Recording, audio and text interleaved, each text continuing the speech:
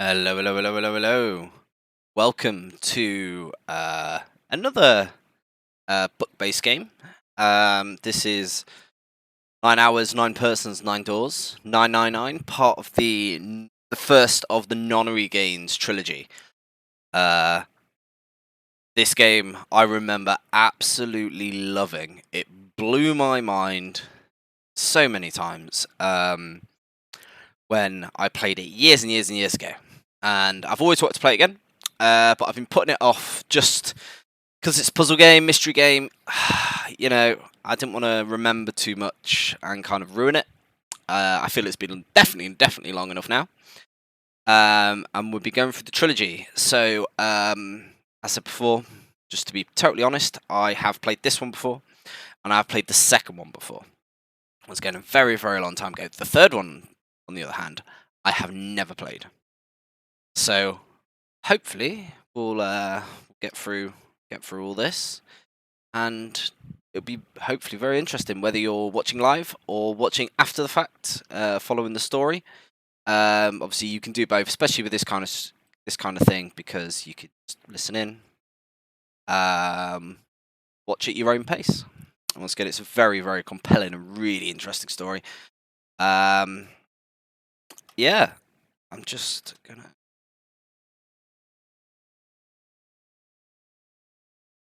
Listen up, me, you know.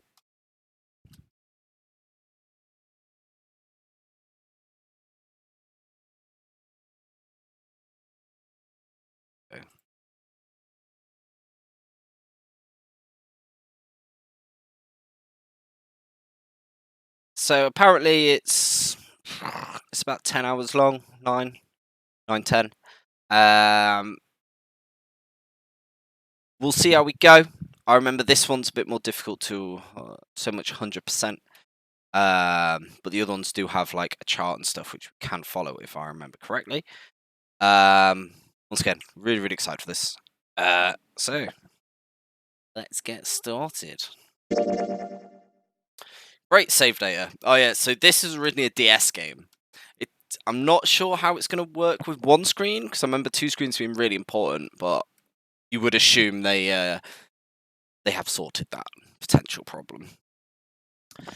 Click to save. This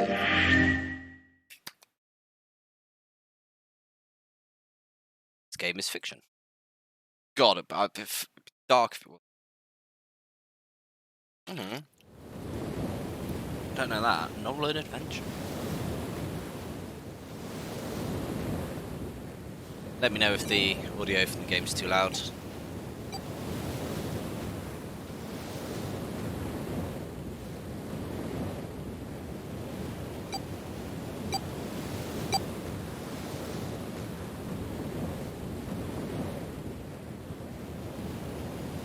Spooky.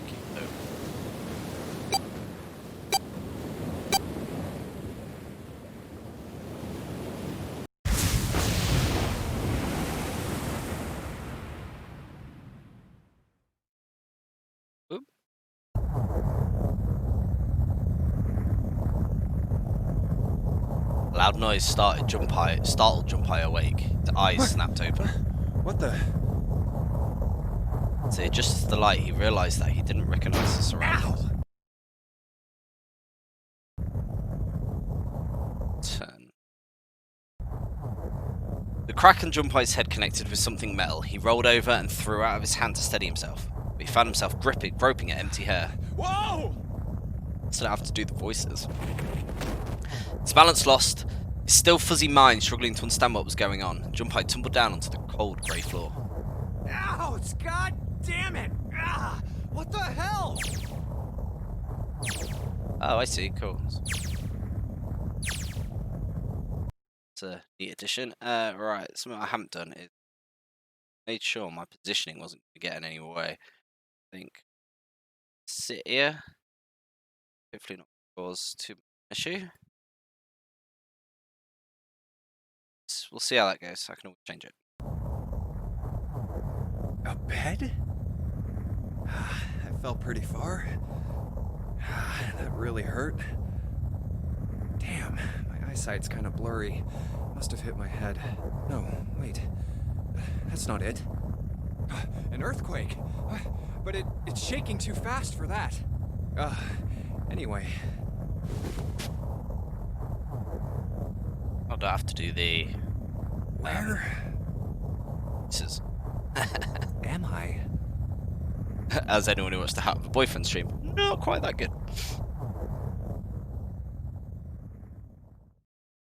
Wait, it stopped?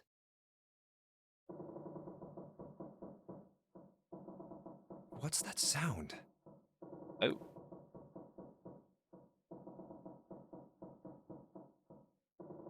Oh god, just as this starts, I'm remembering things, but I don't remember any of the puzzles, and I remember something being really hard.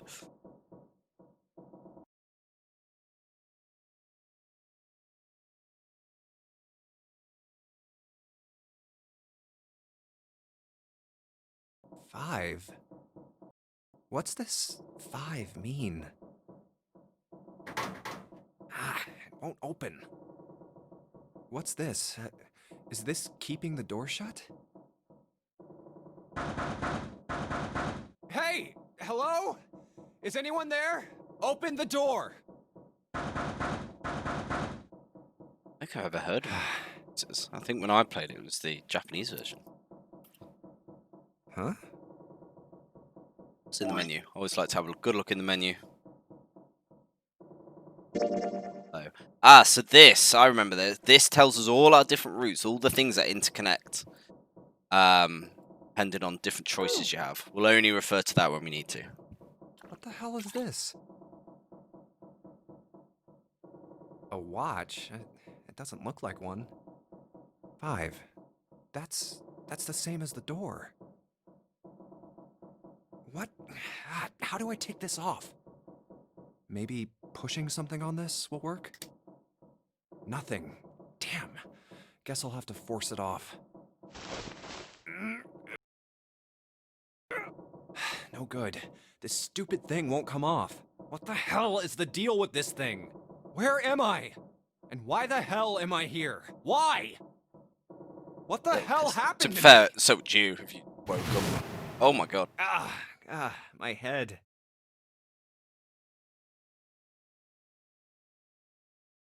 Huh. This is...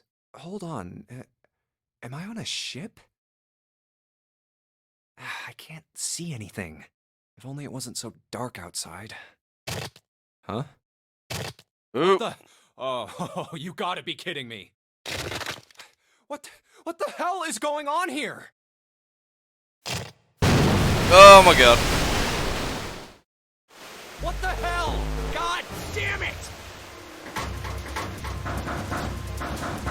Hey! Anyone!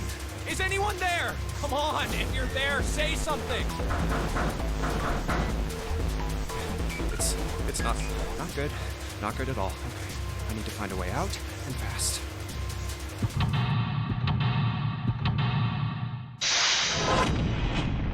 I forgot about this. Seek a way out! Here we go.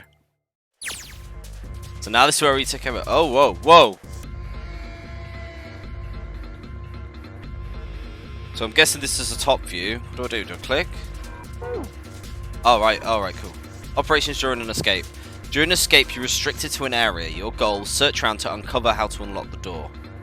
There are items and hints in the room that will help you escape. Click on a location you found suspicious to search the room. Use Q or E to move around the room. Oh, there we go, right. Alright, and then there's a map. Cool. Tab. Oh, I need that. God, am I going to drown? What's that? Well, it just keeps pouring through the window. It's like a waterfall. I don't think shoving something into the water, into the window, is going to help stop the water. It might help. It might slow it down. I don't want to die. I need to find a way out of this room. Wicked.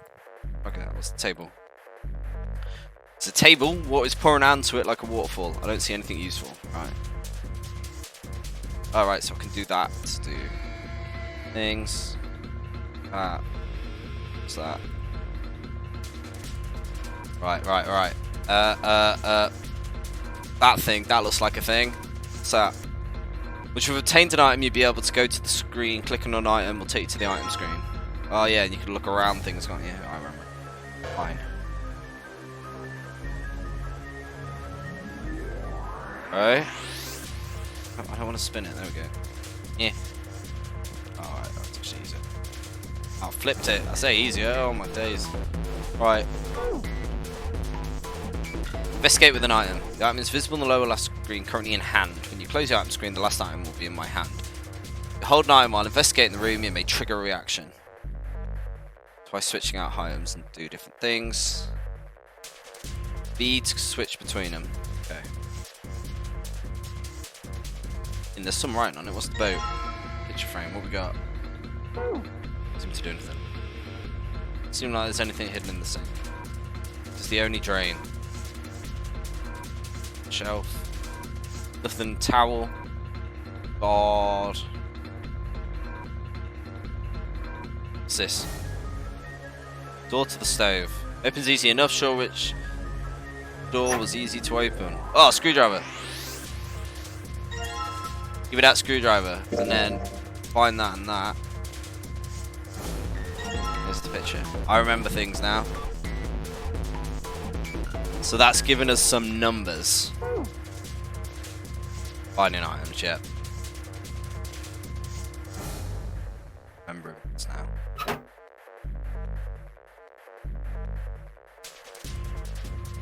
What's up there? Nothing up there.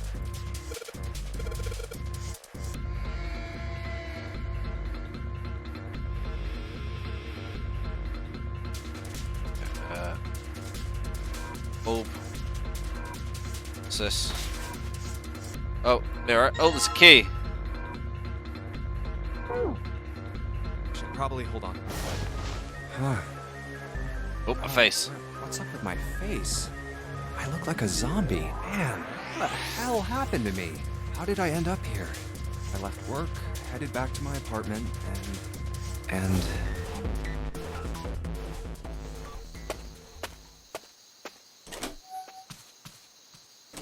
I'm back. Not like anyone was. Man, work was rough today. Huh? A breeze. Huh, that's weird. Did I leave that open? Everything looks okay. I must have forgotten to close it. Oh, dude. What? Oh, that's the thing that I saw a minute ago, wasn't it? Who were... Get gassed.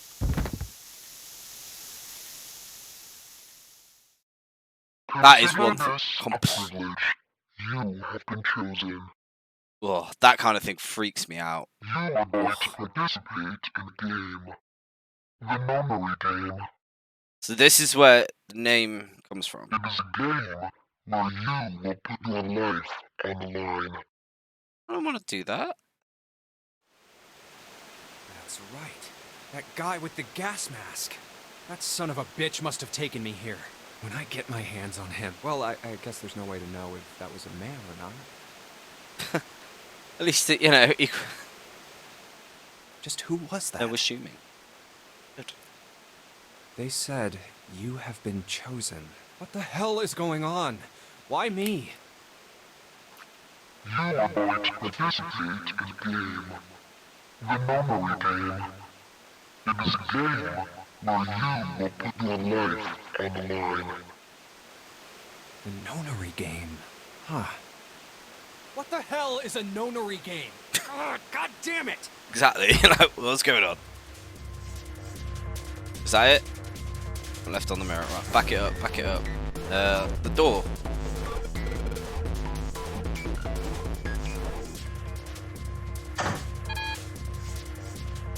It's like a card machine.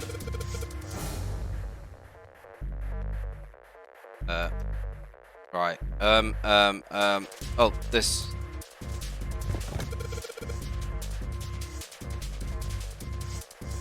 Ah, right. I got that thing, didn't I?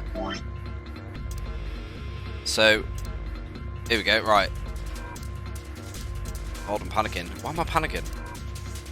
7, 4, 6, 3. Calculator.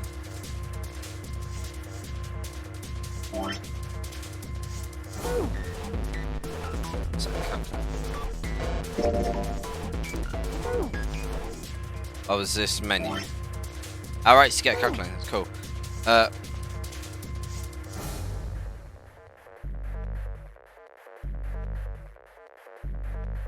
Oh, key. I have a key. Key. Oh, another key.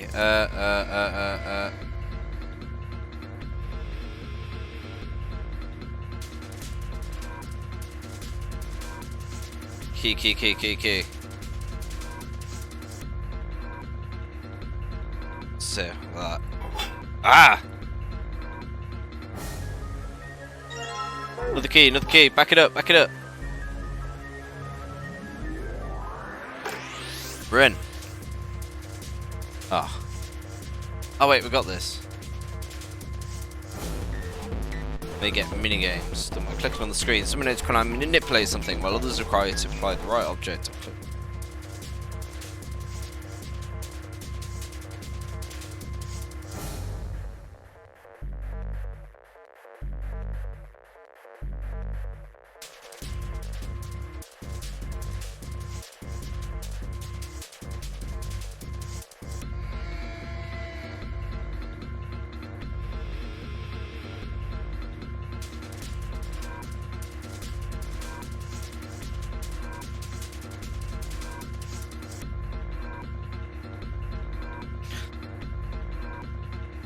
Correct, it will unlock. Right.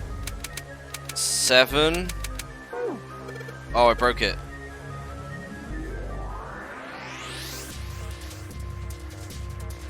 Cool, keep cool.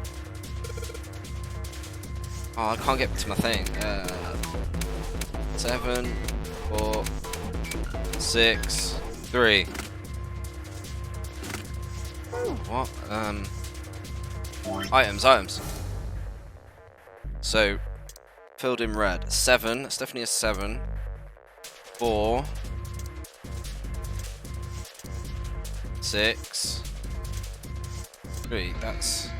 Wait. Is that the top? No, it's going from blue to red to blue, innit?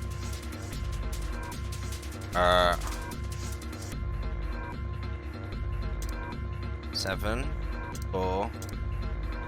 6. 3. It's gotta be that.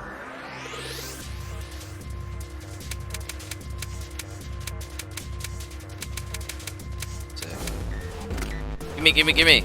Ah! There's gotta be another number, maybe? We missed. What have we missed? Is there anything else in here? Nothing's in it. Oh wait, there's a curtain here.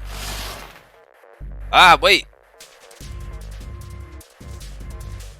Got another one. Is this what we need?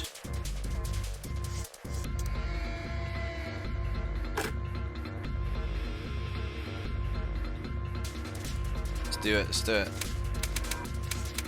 7, 4, 6, 3. Ah! Oh, is it? Because that thing had red to left, so maybe 7.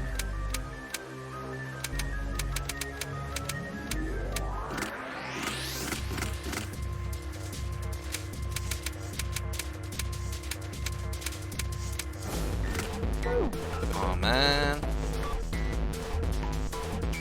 Yeah, I've guessed that I need the right numbers. What are they? Anything else on this? Just a boat? That's a boat. I can get the right way now.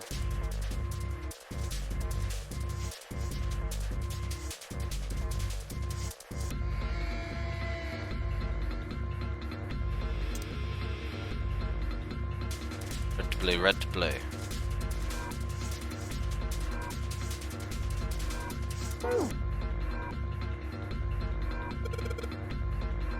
Try backwards, just 3. I don't even go that high. Or even more? Oh man, you see, like this game just... The puzzles on it are insane.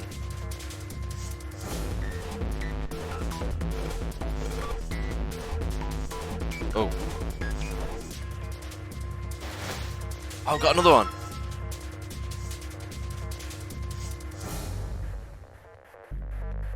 Got another one. 0, 2, 3, 5. So.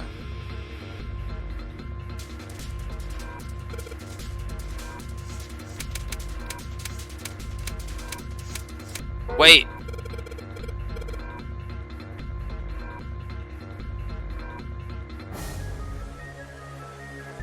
Yeah, I've got that much. Yeah, I thought so. I just thought of this. It's half and half. So, the blue one, 0, 2, 6, 3.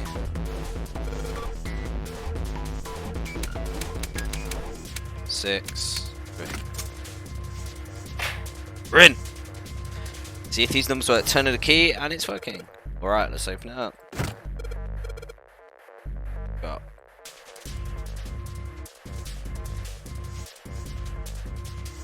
Press that to open the file screen. Compute a digital root with the following steps.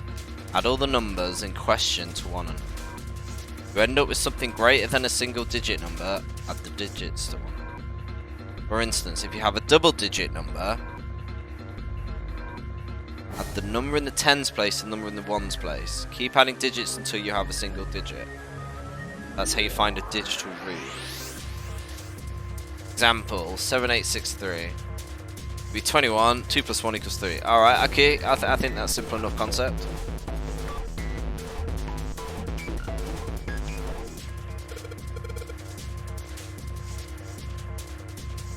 A notebook, a pen, and a calculator.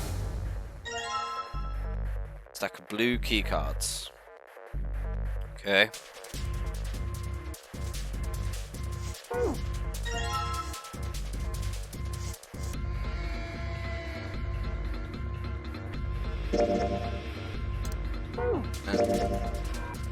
Calculator.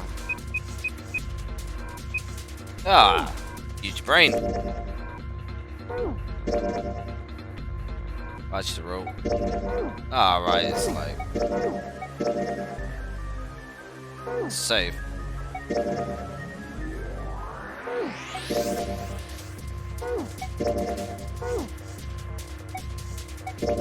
Map screen.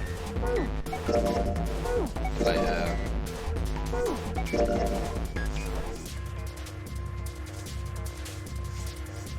Always repeat clicking. Combining items, which we've done. Mini games. Jump using the flowchart. Okay. Right, okay. Let's do this one.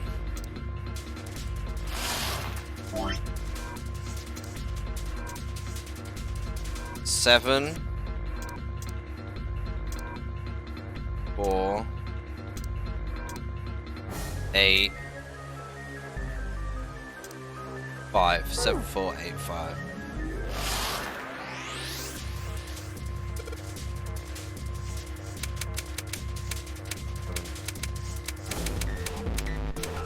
Eight. 5. We're in.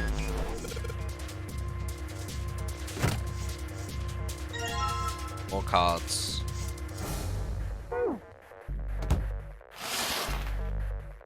Okay. So one's got a 1 on it. It's got a 6. What's the thing?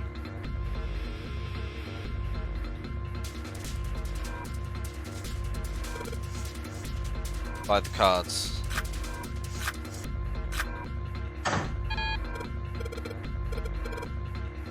Not working. The other one?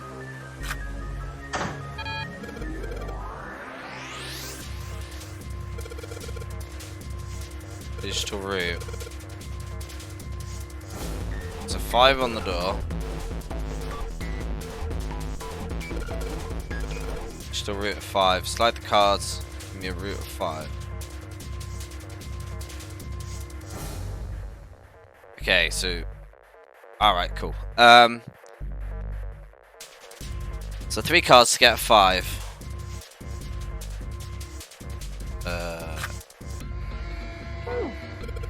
Fine, no, I didn't mean to do that. Yep, cool, I get it. Right, 1, 2, 3, 6, 7, 8.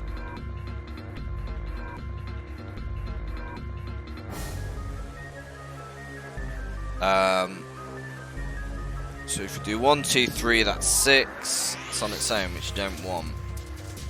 We want what? 6 and 8 would be 14. 1 and 4 would be 5. Need 3. So 6, 7, and 1.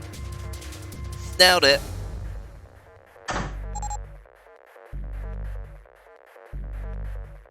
I'm really surprised I got that so fast. Did it just unlock? Light was red, now it's blue. Let's get out of here.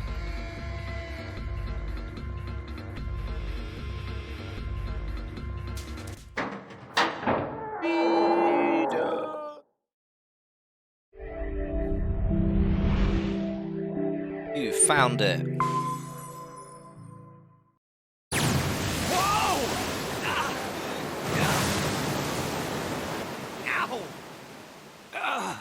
My head. Wait, is it over? Ooh.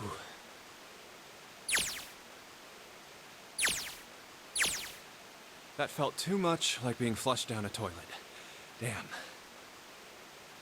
Junpei struggled to his feet in the still rushing water. Oh god. Better than drowning, I guess. Am I in a hallway?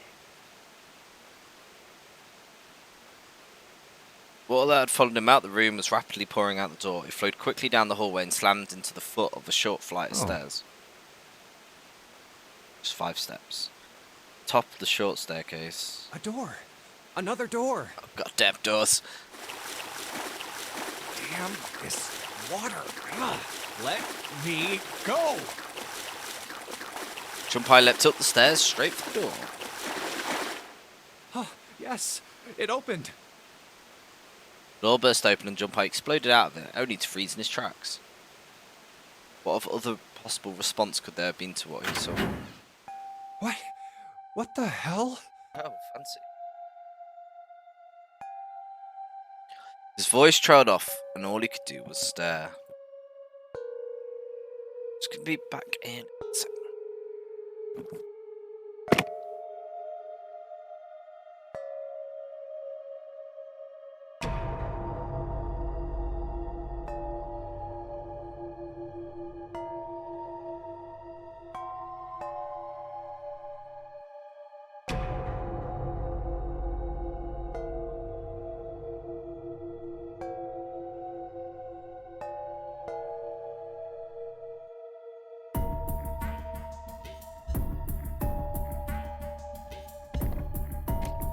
Had to get some biscuits. His voice trailed off and all he could do was stare. A polished floor stretched out before him, ornate staircases rising up from the edges, each one of them some from the others.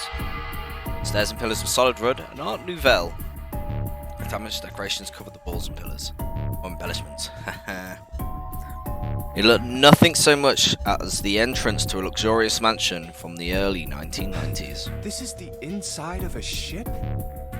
Junpei couldn't help but to wonder.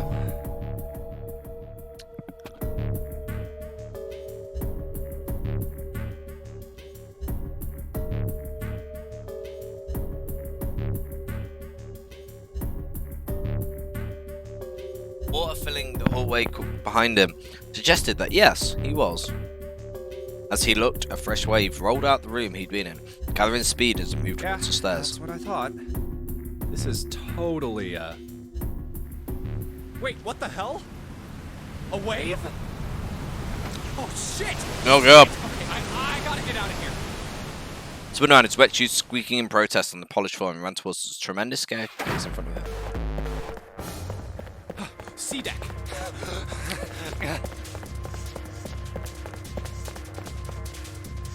B deck. Hurry. As he ran, incontinently hit the plates matted on the wall, denoting the decks of the ship. A deck's next. Just stairs, two at a time, not surely where he would find himself. Just he began to wonder where in fact the stairs did lead. What? Oh, there's other peeps. Junpei saw another person at the corner of his eye. He stopped short, nearly tripping over the next stair, and looked. It wasn't just one person he'd seen. On the lantern to the left of the stairs, there were 4 people staring at him. On the right side was 3 more. People. There were 7 of them altogether. Looked as though they had been on their way down the stairs. They stopped short when they saw Junpei, their eyes wide. He'd done the same, of course, and now they stood there staring at one another. Junpei didn't move, one foot placed awkwardly on the next step in the middle of a stride. Who were these people? The entire interaction lasted only a matter of seconds. The woman spoke to Junpei and began to move again. I guess it's another one of us now. A dancer. The woman was dressed, Junpei thought, rather like a dancer. Clothes covered by very little. Her prestigious jewelry, a little more. No, I'm not. You better get moving. Though for the ceremony, she ran straight past Junpei and towards the door behind him. Well, okay then. Suddenly, proximity of the woman with such striking assets left Junpei momentarily stunned. Now is not the time. The others wasted no time and quickly followed the strange woman. Silver hair? Huh? As fast as he was a young man with silver hair. But he threw a glance in Junpei's direction as he rang, muttering, One of us, huh? What? Nothing. One of him was an older man, his face calm and without fear. Soft wrinkles sprouted from his eyes as he came close enough to Junpei. He passed Junpei to see wisps of grey in his hair. His composure and shock of hair struck Junpei as rather like that of an elderly lion. Going up won't do you any good. There are 2 doors, but neither of them will open. Wait, hold on. The doors won't open? Next to speak, Junpei was a little girl with pink hair and a high voice. Come on! Aren't you coming? You gotta hurry! A small hand was wrapped around the wrist of another man. His eyes were closed, almost as though he was sleeping. His features were graceful, almost serene. He was dressed in rather elegantly for someone of his age. Looking at his posture seemed very refined, and Junpei couldn't help feeling he was noble and dignified somehow. He's clearly never seen one, but this man seemed what Junpei has always imagined to be a prince. That's 9 of us then. All of the cards are in hand. What does that mean? Junpei opened his mouth to ask what the other man meant, but the girl with pink hair rushed past him. Wait! They're gone. Just what is going on? There's an old man like a lion, a girl with pink hair, and a prince, and I have no idea what they're talking about.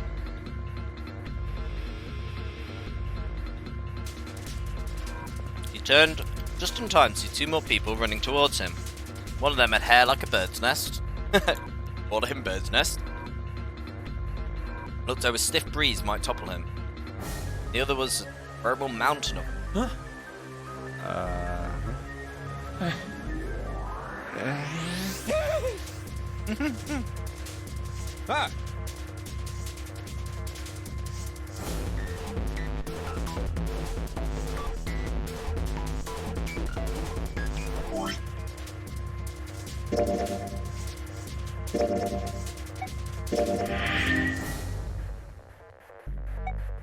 very quickly do this because The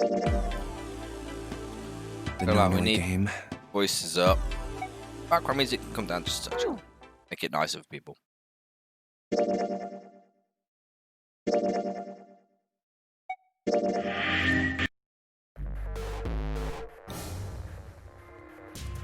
There's Mister. Ah! Scored one scuttled past Junpai as though he was running from What's that something. all about? Hey! What the hell are you just standing there for? Didn't you hear him? The doors on A deck are no good. We gotta check the doors on B. Got it? Now go!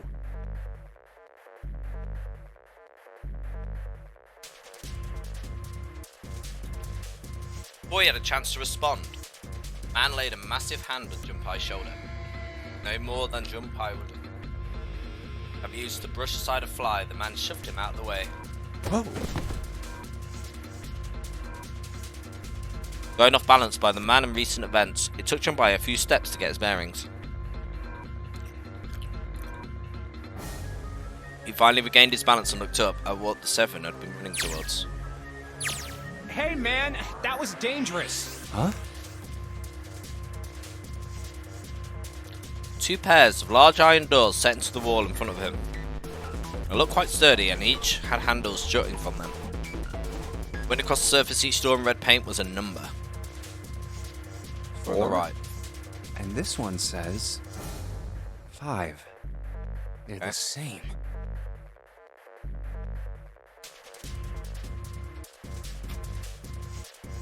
Guy Junpai decided called Silver was mumbling to himself. The room I woke up in had a number on the door just like that. You too, eh? An arch eyebrow, the lion looked over My at cell Silver. was the same.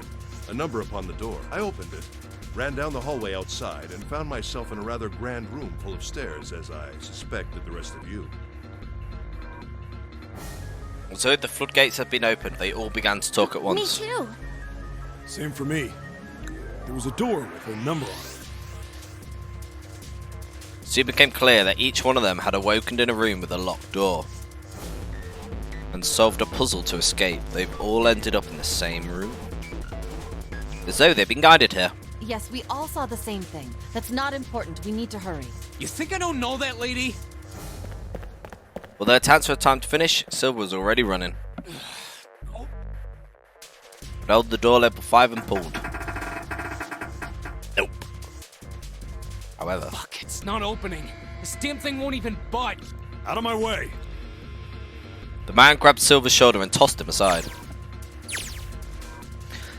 His path cleared, took a few steps back and threw himself at the door. Yeah, because big metal doors, it's going to work, innit?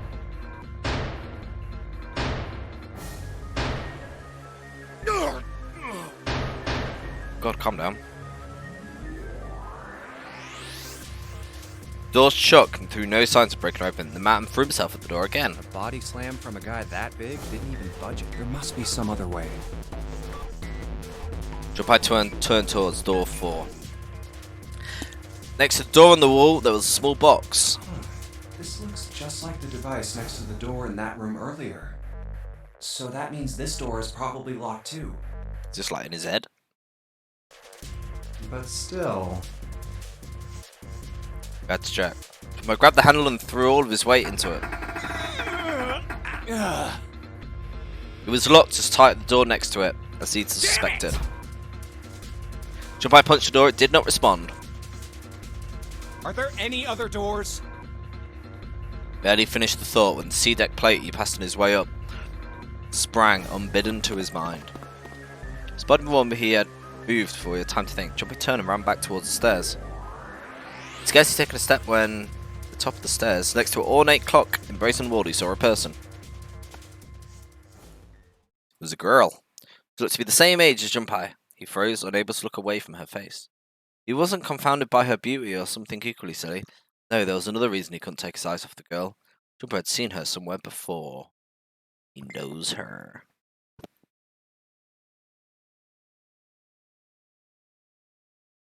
The girl, too, stared at Junpai, similarly stunned. A response suggested she had seen him before as well. Huh? Without saying a word, Junpai walked slowly towards her.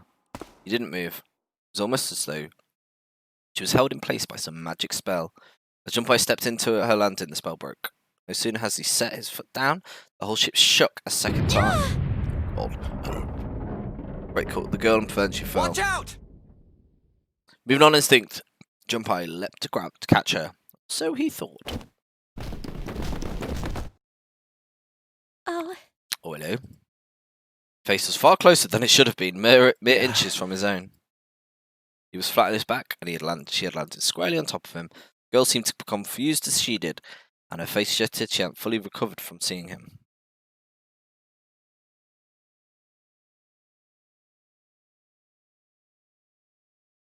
For a moment that seemed to stretch for a very long time, they stared at one another. The ship stopped, shaking. Everything was quiet. What could be heard from the bottom of the ship, lapping faintly at walls and ceilings, but that eventually faded as well. Silence was complete, a thick, muffling blanket. As the girl opened her mouth. Oh my gosh! Is that you, Jumpy? Jumpy. For a second, through Jumpy's head, and suddenly his memory returned. Akane. When he realised it before, the girl was Akane Kurashi.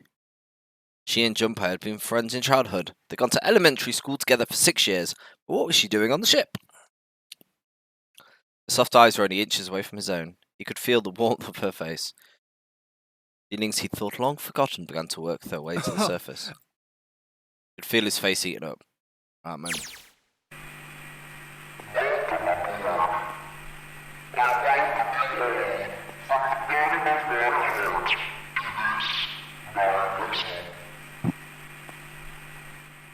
What? What's that voice?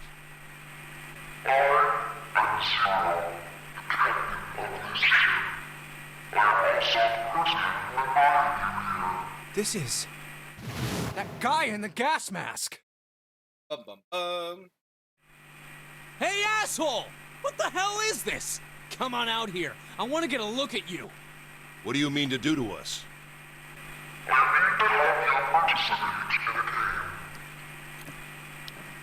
Yeah, proper Saw vibes from this. What?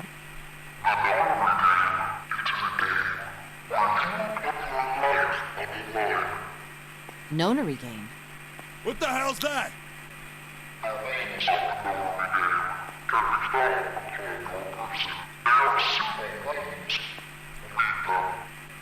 What is he talking about? Hey. Something... Hey, I got one too. Then it would seem Zero has seen fit to grace us each with a letter. Well, bear with me, apologies.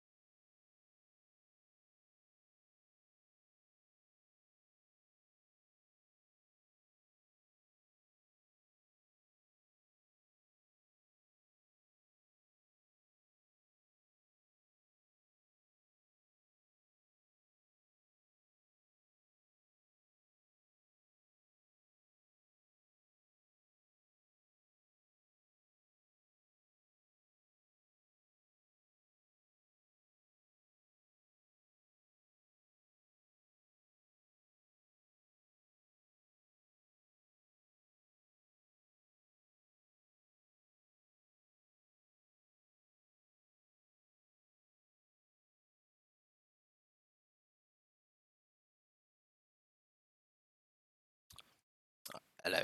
Sorry about that. Had a phone call that I had to take. It would seem Zero has its graces with each Would you letter. mind terribly reading it to us, young man? On this ship, you will find a handful of doors emblazoned with numbers. We will call them the numbered doors. The doors in front of you are a pair of the same.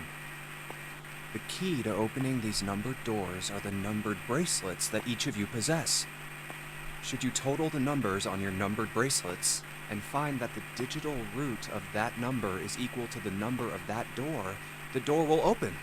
Only those who have opened the door may pass through. There are, however, Limits. Only 3 to 5 people can pass through one numbered door. All those who enter must leave, and all who enter must contribute. So this thing on my arm is a bracelet. The purpose of the game is simple. Leave this ship alive. It is hidden, but an exit can be found. Seek a way out. Seek a door that carries a 9. There's one last thing I must tell you. As you have no doubt surmised, this ship has begun to sink.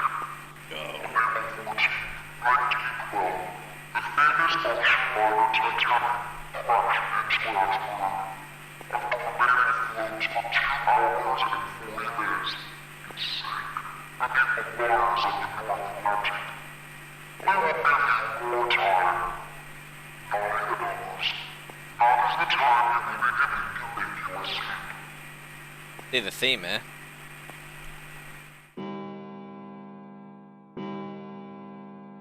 I hear a bell.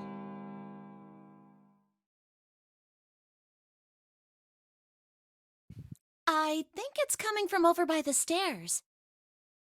It's the clock telling us the time.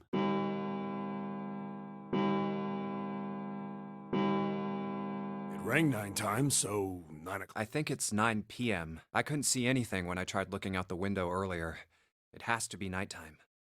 If that is the case, then we would need to escape by 6 a.m. tomorrow. Now it is time.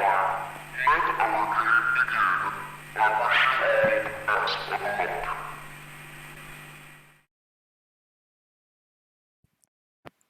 Seems like I got the rotten end of the deal. Hey! You bastard! What do you mean by that? Come out here, you asshole! That guy won't stop shouting. And the others.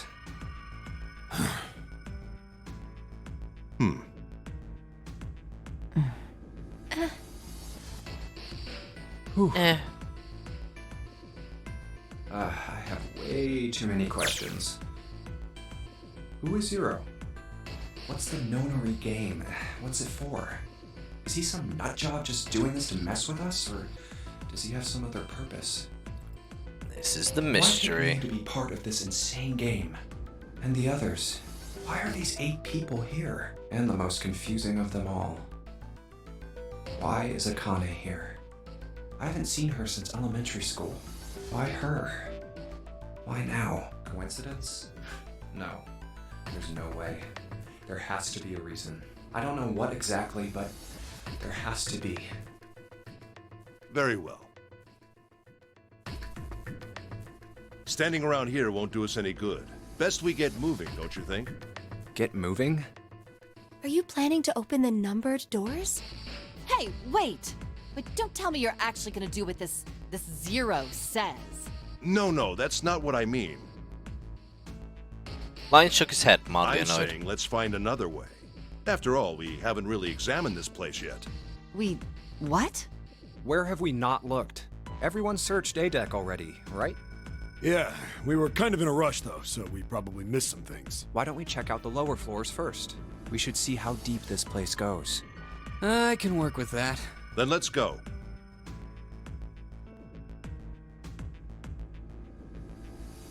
C deck. Whoa! Flooded. What the hell? It's completely submerged. Damn. If the water level keeps rising like this, we're all gonna drown. No, I don't believe that's something we have to worry about. Internet down and gently drew his hand across See? it. The water's not flowing. That means the origin of the water has been stopped. Perhaps this Zero fellow has used some sort of remote control to seal a watertight door lower down. He said that our time limit was 9 hours. In other words, this water won't rise for 9 hours. Then you're saying we won't sink till then. Well, that may be a little too optimistic. No point to wishful thinking. That's depressing. If we don't determine a way to advance from this point, we are stuck on A-Deck and C-Deck. Looks that way. Hey, hold on. How about we check C-Deck before we jump to any conclusions? We might find something there. You're right. I think we should look at the metal doors by the big staircase, too. They're pretty suspicious. No numbers on either door. And I don't see an authentication device either. Nope. It's locked. This one too. Damn, none of the doors are open. Hey guys, over here. There's another door behind the stairs. This one doesn't open either. We'll see about that. Hey, Using force, I see. Let's give it a try.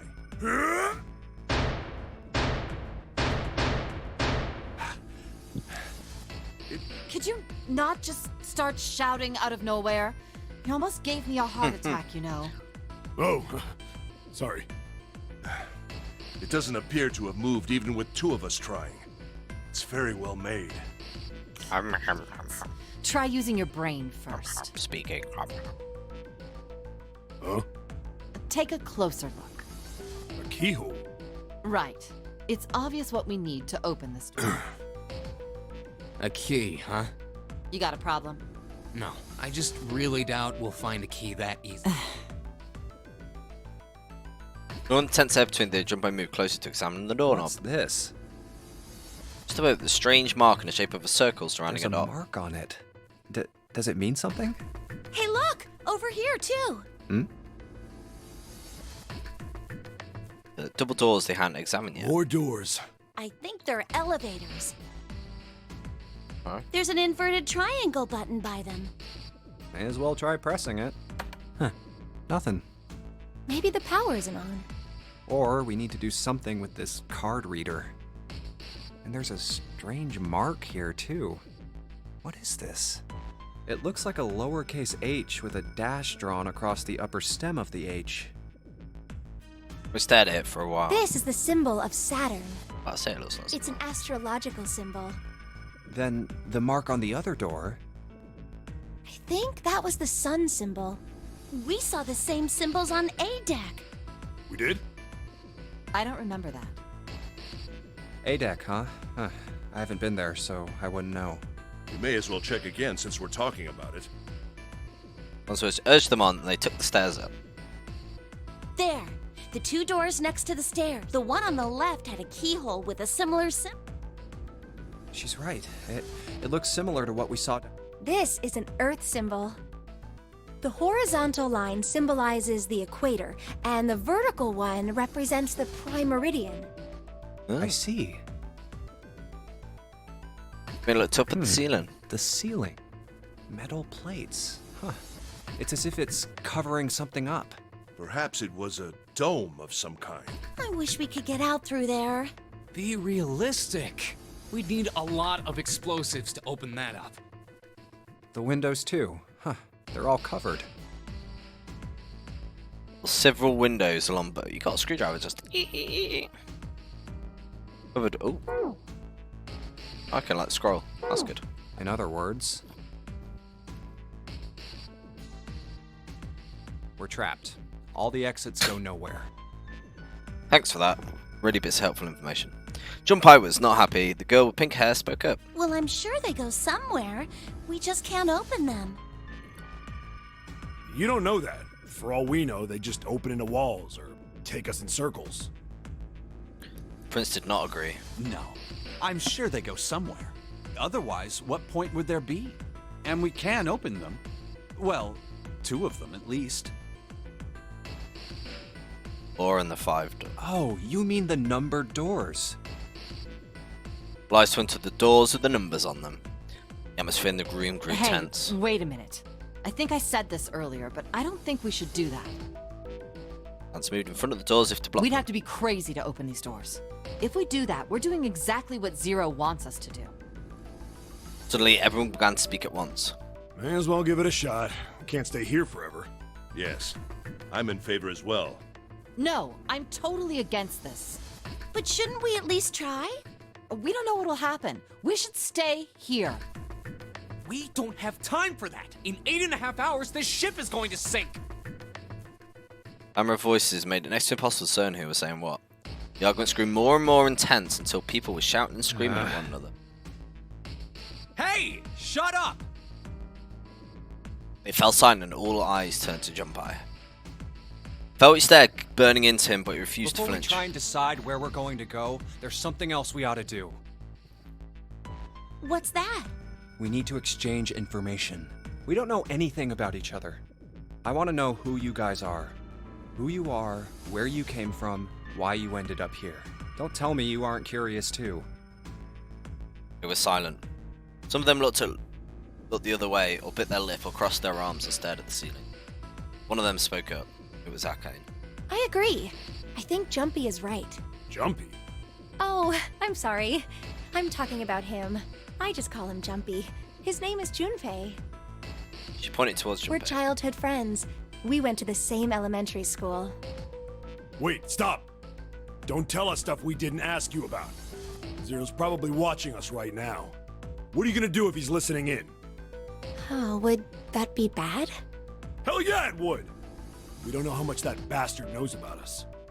Maybe he just picked a bunch of random people to kidnap. If that is the case, then it'd be dangerous for us to let him know too much. If Zero knows who we are, he could go after our families. Maybe he'd tell us he had them to get us to do stuff, you know? But we still need to know what our names are. It's going to be hard to talk to each other if we don't have names. Alright, then why don't we have code names? Him apparently seemed like the obvious Code solution. names? Yeah, we'll each pick something.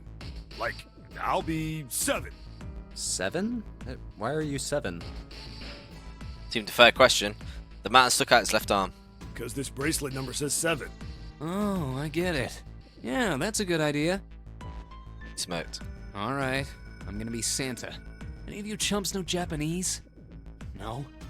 Well, San means 3. So, I'll be Santa. You know, It's a like Japanese game. Santa Claus. So they all know Japanese. Fits, don't you think? Then your bracelet number. Yeah, it's got a 3 on it. Good job, Grandpa. So thrust out his left arm.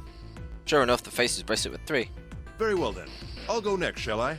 My bracelet number is 1. Given that, I think Ace seems appropriate. I'll be Lotus then. As I'm sure you all know, it has 8 petals. Which means, of course, that my bracelet number is 8. I would appreciate it if you would call me Snake. My bracelet number is 2. Since Ace has chosen cards, then I choose dice. Snake eyes, clearly. Which is particularly relevant given that I'm blind. You can't see? I knew it. Kit's ice cold during the entire ordeal. Which had suggested something strange, but to hear it said so casually, something of a surprise. Everyone seemed a little nervous at Prince's proclamation, but no one seemed to know how to react to it. Me next! There was one person, however, who didn't seem to be surprised in the least. Girl with pink hair. I want to be Clover. You know, like a 4-leaf clover. Good luck, right? And almost bored, she held out her left hand. Face of bracelet showed the number 4. Come around to Junpei. He held out his bracelet. Alright, my number's 5. So my code name is gonna be... Why have one? It's not like there's any point to it now. Nancy cut him off I mean, mid-sentence. we all know your name already. You're Junpei. Oh, yeah. They all nodded. I stepped forward nervously. Then you should all call me by my... Because, I mean, it doesn't seem... It doesn't seem fair to Jumpy. You're thinking it's not cool for you to hide your name after you told us his. Payne fidgeted awkwardly. This only had to do What's your something. bracelet number? It's 6. She hesitated for a moment, then held out her left hand. That's gonna be really uncomfortable because the bracelet's on top of the clothes. Like, you could at least, pull the clothes back. Alright then, why don't we call you June? June? Yeah, you know, it's the 6th month of the year, so you're June. Jumpy? Needed her hands and looked at Junpei uncertain. He smiled back at her Are reassuringly. you good with that? Yeah. He thought about it for a few more minutes, then seemed to come to a decision and gave Junpei a small... Okay then. Okay then. The name decided, Junpei ran over them quickly So in his this head. is how everyone breaks down. 1 is Ace. 2 is Snake. Fine, dude. 3 is Santa. 4 is Dude. Clover. Good luck, 5 girl. is me. 6 is June. 7 is 7. And 8 is Lotus. That means 8 of us have revealed our bracelet numbers. The only one left is... That glasses guy with hair like a bird's nest. You haven't said a thing so far, have Skin was careless, breathing was heavy, and he was soaked in nervous sweat. Octavius seemed very suspicious, or perhaps emotionally unstable. It was difficult to tell. Whatever the case, he seemed clear that he only had a fingertip's worth of grip on his sanity. The girl with pink hair, Clover, walked at him slowly. She put her hand on her hips and eyed him suspiciously. What number are you? Didn't answer. Bloodshot eyes twitched from person to person. He's like going through some kind of come down, isn't he? Hey, I'm talking to you. Man licks his dry lips with a shaking tongue and spoke in a voice like old paper. Isn't it obvious? There are 9 people here, and you know who numbers 1 through 8 are. I'm the only one left.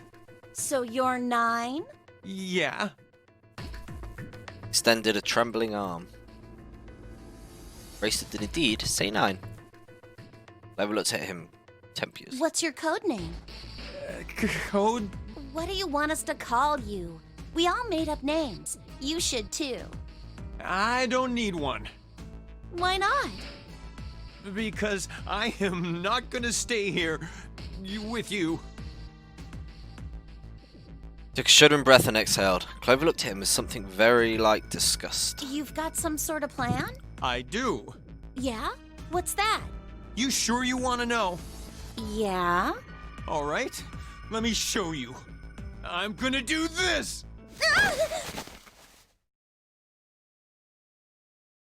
The time they realized what he was doing, it was too late to stop him. Man's body moved like a snake's. Blink of an eye, he'd slid behind her, wrapped his arm around her waist. What the hell do you think you're doing?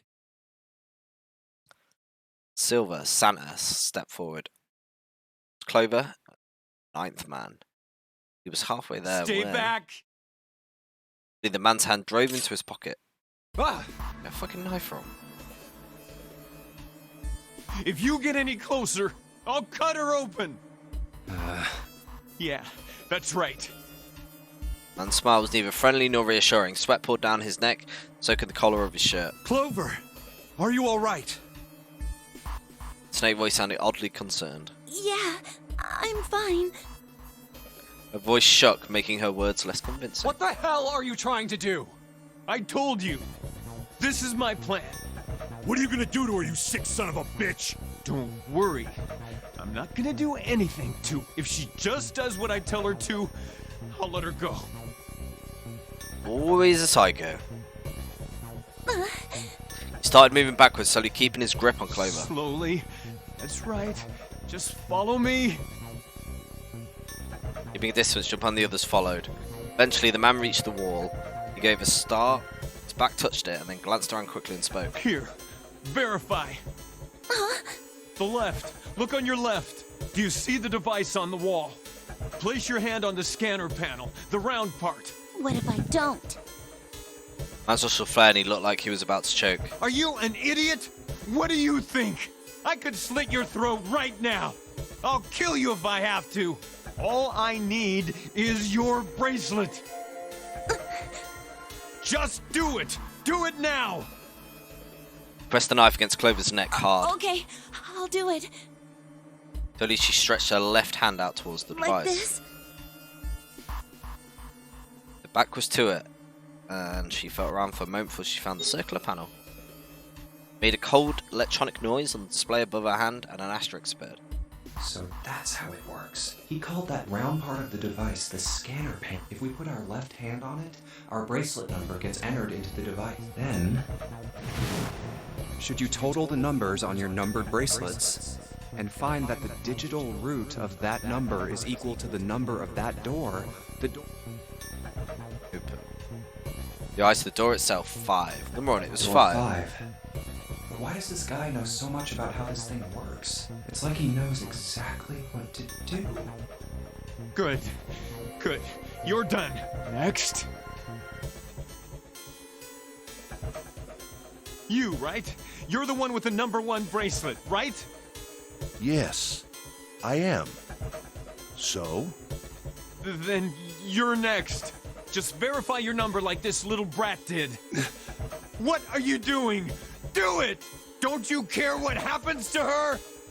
Okay, just calm down.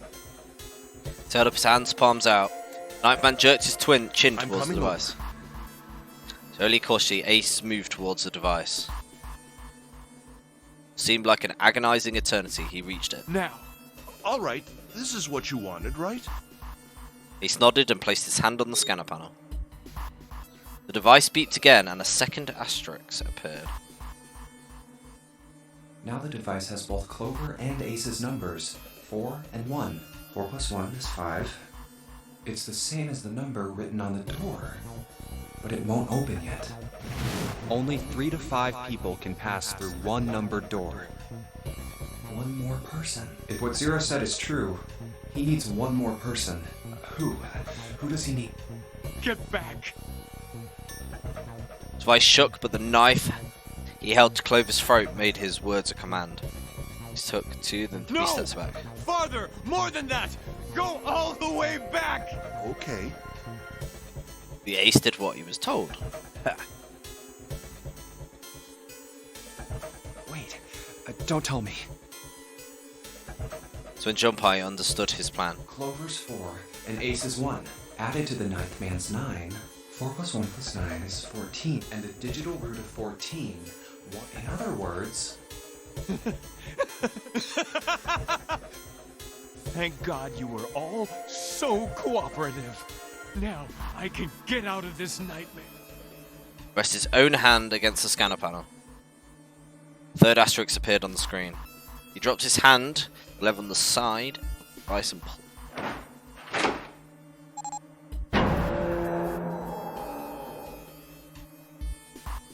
Door opened with a heavy metallic groan. Good! I don't need you anymore! He let go of Clover. Wait! I let forward the ninth man, but he wasn't fast Here! enough. She's all yours! Man shoved Clover and hopped through the door. Okay. Have a good one, guys. I'm going off ahead now. Well then, goodbye! Raised his hand and waved, twisted smirk on his face, and he was gone. Door ground shut with a dull clang of metal on metal. Clover, are you all right? Snake ran to Clover's side as she lay on the floor. Yeah, I'm fine. She climbed up unsteadily to her feet. Once there, leaned heavily on Snake's shoulder for support. Damn it! I ran to the door. Bastard! Just followed him. Several pairs of hands grabbed hold of the handles and pulled. Open, damn it! They grunted and strained, but nothing. Shit! It won't budge. Then Lotus, the dancer, spoke. Her voice was quiet. Do you hear something? Like, what? Like some sort of beeping. Junpei pressed his ear against the cold metal of the door. The others did the same. You're right. I can hear it too. What is it? They heard something else. It's the ninth man. Why isn't it stopping? God damn it! You lied! Lied? This wasn't supposed to happen! This is wrong! This is wrong! His voice shook with fear. Safe on the outside, they stepped back from the door and looked at one What another. is happening in there? Open the door, please! I'm begging, help me! Please get me out of here! Get me out of here! Ah, God damn it! Junpei grabbed hold of the device. He slammed his hand on the scanner panel. Nothing happened. Why? Why won't it work? Engaged? Is it because it's occupied? Oh my god, there's no time left! Listen, I was lied to! He lied to me! He put me in here! It was him! He killed me! It was him!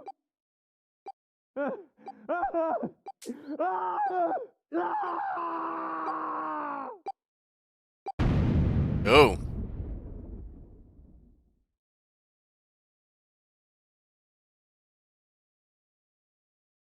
explosion rocked the room. Instinctively, they ducked and stood up slowly when they realized there was no danger. Spoke. Silence filled the room. A beep? All eyes turned towards it. Did that thing just make that sound? The display changed from engaged to vacant. Let's see if we can open it. Seven the mountain swallowed hard. Okay. Gunpai nodded and placed his hand on the scanner panel. Red asterisk appeared on the LCD screen. Well, it registered my bracelet number, but it won't open with one person. We need at least 2 more people. To do. Okay. 7. 7's the thingy dude. Santa and June. He's dead, isn't he? Let's go with the 2 people who seem a bit more. Which one's 7? I've already forgotten which one's 7. Oh, it's the big dude. 2. Snake, 7. You think you could give me a hand here? One was a little too on the nose, but the mood was still a little grim. Both Santa and June lifted their hands silently. Beep, beep. Verified, and she followed suit. 5 plus 2 plus 7 equals 14. The digital root of 14, 1 plus... This should do it. Now we just need to pull the lever on the side. You guys ready? I'm gonna open it. Junpei grabbed the leader and looked back over his shoulder. They stiffened and nodded. Junpei nodded back and set his mouth to a grim line. Then he slowly lowered the...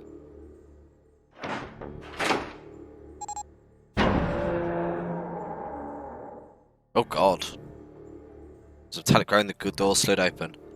A breath of air drifted out of it, carrying a strength that nearly made them gag. Mike grimaced and put his hand over his mouth. Oh God. Good God. Osane shuddered. 7 grunted. Whoa, that's pretty bad. Even Santa's voice shook. He blew up. It appeared that Santa was right. The hallway on the other side of the door was splattered with chunks of torn... Oh god. Dark red blood.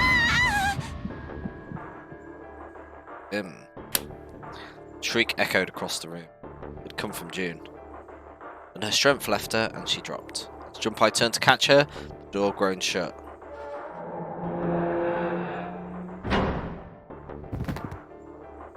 She crumbled to the floor. June, are you okay?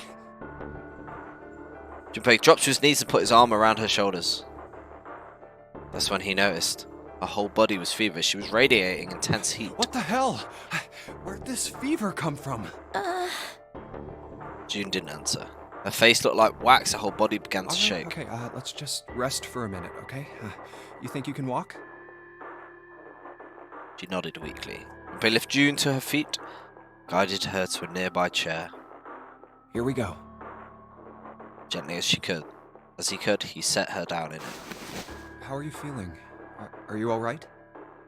She nodded, and as she did, a single huge tear rolled down the side of her face. Why? Why did this happen? Her voice crackled, broken by misery and grief and choked by sobs. Why did this happen? I spun around. Do any of you know what the fuck is going on here? Reasonable? Who's Zero? What's this Nonary game? Come on! Anybody? Anything? What the hell is going on? What are we doing here? Spoke. Ace, Snake, Santa, Clover, 7, and Lotus. He simply stood there, 7 pairs of downcast eyes and 7 grim lines for mouths. His body shook with silent sobs. As they soloed, as the minutes ticked by and eventually they stopped.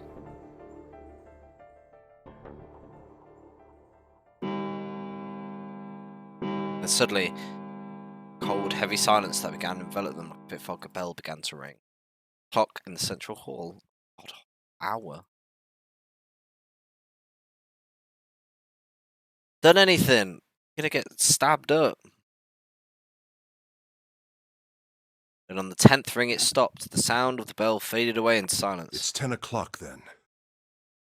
He said what each of them had been That thinking. means it's been an hour since Zero's little announcement. Seven's deep voice echoed across the room. Fuck! I've had enough of this crap! Santa leapt to his feet, his fists How long are we clenched. gonna pussyfoot around like this? We've only got 8 hours until this time limit Zero is going on about is up. Let's get going already! Go! Go! Santa's outburst fell on deaf ears. No one seemed to agree with him. They stared back at him, their eyes blank and their faces tired. Finally, Lotus spoke. No, I refuse. I'm not gonna end up like him.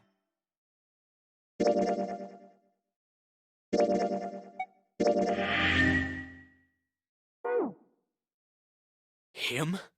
You mean the 9th man? Of course, who else? To mind's eye, Jumpy saw the corpse again. Blood and pieces of flesh. Dark, reddish-black pool of blood. Scattered pieces of flesh. Organs strewn across the floor like a blossoming of a grotesque flower. The explosion that had torn through his body had been powerful. There's no way for a person to die. Damn. My first that could be twisted at an odd angle. I suspected that detonation blown him against the wall. Half his face was crushed and the other half was covered in blood. Most of his abdomen has been emptied either by the explosion or by gravity. Landed on his back, his stark white ribs jutted up out of his chest, the legs of some kind of macabre crab. Junpei said something flipping his stomach. Yeah, I get He that. just screwed up. Eyebrows sweat up and Santa continued. Probably set off some sort of trap, and that killed him. I'm not gonna screw up like that. I'm getting out of here alive. The snake was laughing at Santa did not find particularly humorous. What's so goddamn funny? Oh, my apologies. You were just, so very confident. I couldn't help myself. What the fuck? I think you've mistaken the situation. Huh? The 9th man's death. It had nothing to do with the trap. Or at least, not the sort of trap you imagine it did. Then? He broke one of Zero's rules. That was why he died. Quite simple if you think about it. Huh? You still don't... All right. How about you take a moment and think back to what Zero said? Even Bly's got Specifically, what did he say about the number of people? He said only 3 to 5 people can pass through one numbered door. Right? And after that? You've forgotten the relevant part. What did Zero say? Santa furrowed his brow and thought. Python back. Zero said. That everyone who verified had to go through. All those who enter must leave, and all who enter must contribute, right? I think it was something like that. Whatever it was, it means that groups of less than 3 or more than 5 can't go through. That is correct. A gold star for you, Junpei. Snake inclined his head towards Junpei. The 9th man, however, broke that rule. He tried to pass through a numbered door by himself. That was why he was executed. And Zero's watching us from somewhere. Making sure we don't break any rules. Oh, I'm not so sure of that. Why not? Because this execution system is entirely automatic. You didn't notice? There's no need for him to monitor us. What do you mean? Snake looked at Seven with what only could be described as a pity and sigh. Very well. I see it must be me who tells you. I've waited long enough, I suppose. I had hoped Zero might spare me the trouble, but that seems increasingly unlikely. Couldn't see them, of course, but perhaps Snake sensed the confusion of eyes upon him. When Ace spoke, he gave words to everyone else's thoughts. Do you know something? Well, I know a great many things, but yes. What is it you know? Here. Snake removed a card from the pocket of his jacket. Card? See for yourself. A flourish, he presented it to Ace, took a close look at it, and spoke. Come on now, what's the point of giving me this? Give me that. Santa snatched the card from Ace, but the expression scuffed to one of confusion. Huh? The hell is this? Seven tugged it out of Santa's hands. I see. Card went from Seven to Lotus, Lotus to June, and finally to Junpei. Braille, innit? This is Braille. Braille, the written language of the blind. The card was covered in small and gross bumps. Bankai could recognize it, but he certainly couldn't read Sorry, it. guys, I can't read this. Here, have it. Joe handed the card back to Snake, who nodded at him with a small smirk. Okay, that was fun. What's so important about that card? I found it in my pocket. I can only assume it is a message from Zero. From Zero? A message? What does it say?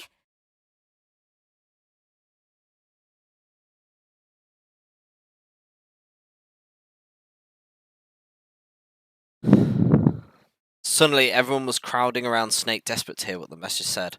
Santa specifically looked like as if he was about to grab hold of Snake and shake the answers from him. Snake raised his hand. Calm down now. No need to panic. You don't need to force me. I'll read it. I swallowed hard and waited for him to start. He was not the only one. Presently, Snake began to read, his voice calm. His fingers glided over the tiny bumps as he spoke. Bracelet number 2.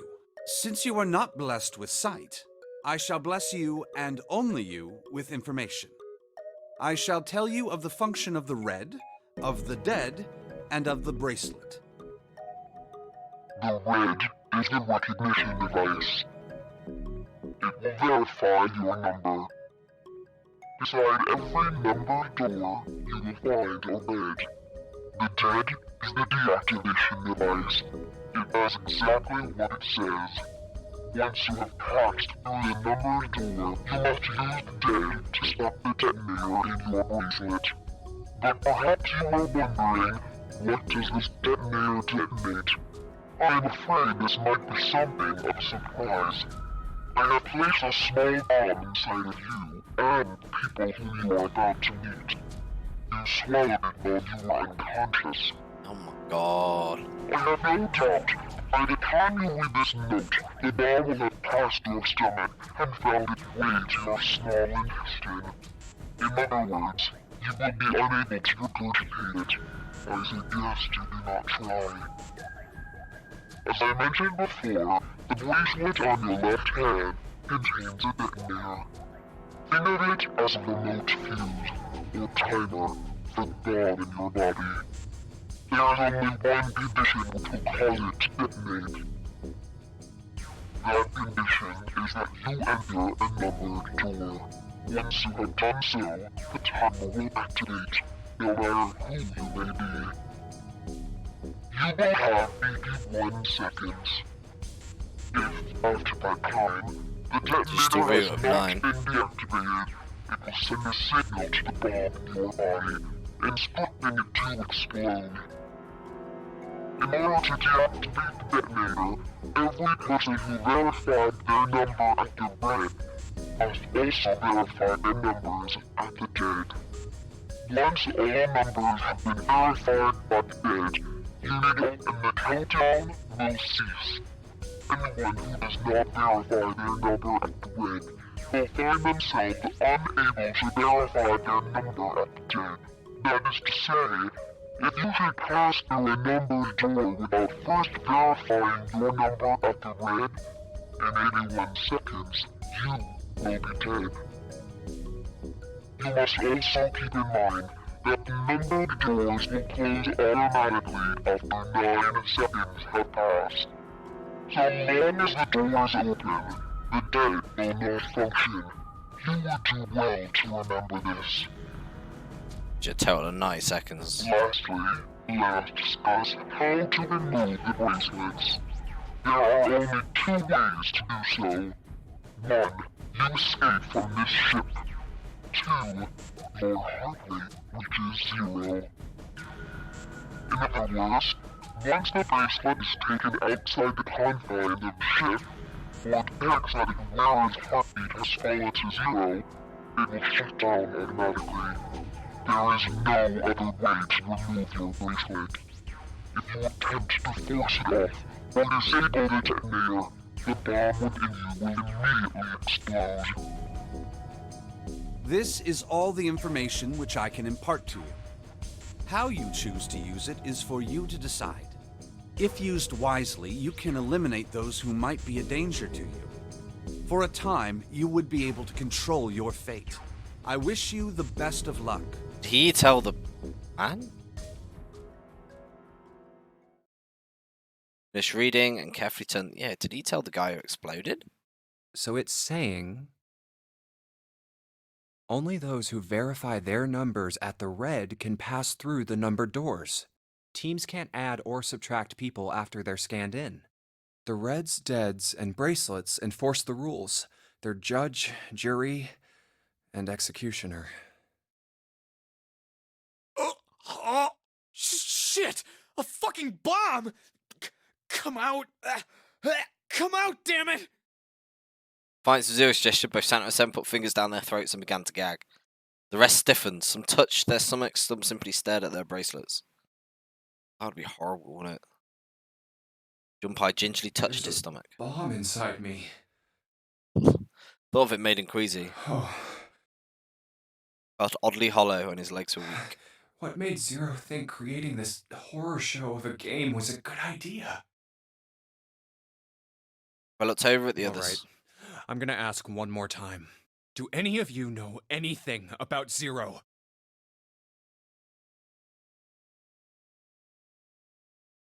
Silent, each person waiting to hear what the others would say. Finally, Santa spoke. I saw him. I saw Zero when I got grabbed. I didn't see his face, though. Son of a bitch was wearing some kind of gas mask. What the hell? Come on, guys, give me something. You know, like surprise or something? Said it was Santa who looked surprised. There was a moment of silence, then everyone spoke at I once. saw that too. I did as well. Me too. I didn't see inside the mask, though. That mask, it was really scary. Oh, so all of our abductions were the same. We were taken from home at midnight. The person claiming to be Zero had a mask on. There was white smoke, and then each of us passed out. We woke up to find ourselves on D-Deck, in a room with a 3-level bunk bed. How about you, Seven? Did the same happen to you? Similar story to lack the detail of the others. Oh, me? Yeah, well, mine was just like the rest of yours. What do you get said? Suspicious. Okay, that's good enough for now. He hadn't done so, but there was something that struck him even So, stranger. I have a question. Relationship between Snake and Snake and Clover, you were both kidnapped from the same room, and you woke up together. But I looked at them thoughtfully. So, what's the deal with the two of you anyway? It's Clover that answered. Clearly, she felt she had nothing to hide. We're siblings. Siblings? Yes. Snake is my older brother, obviously. That means I'm his little sister. That really so hard to understand? I was taken aback. The others seemed just as surprised. She is correct, of course. Laid his hand on Clover's shoulder. Are you, surprised? Well, yeah, but Why? There are other people here with connections to one another. Those two, for instance. Snake pointed at Junpei and June. Oh, you mean between Jumpy and me? Ah, yes. You did say you were childhood friends, didn't you?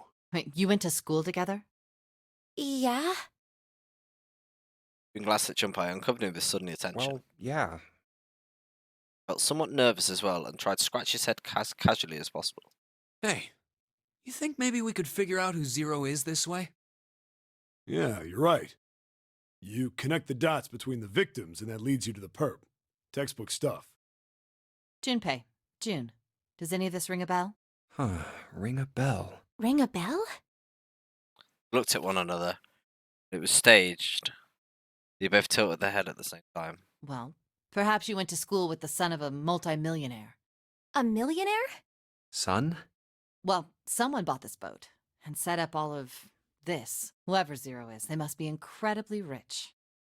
Well, we can't be sure of that. To me, this seems as though it's the work of an organization, not an individual.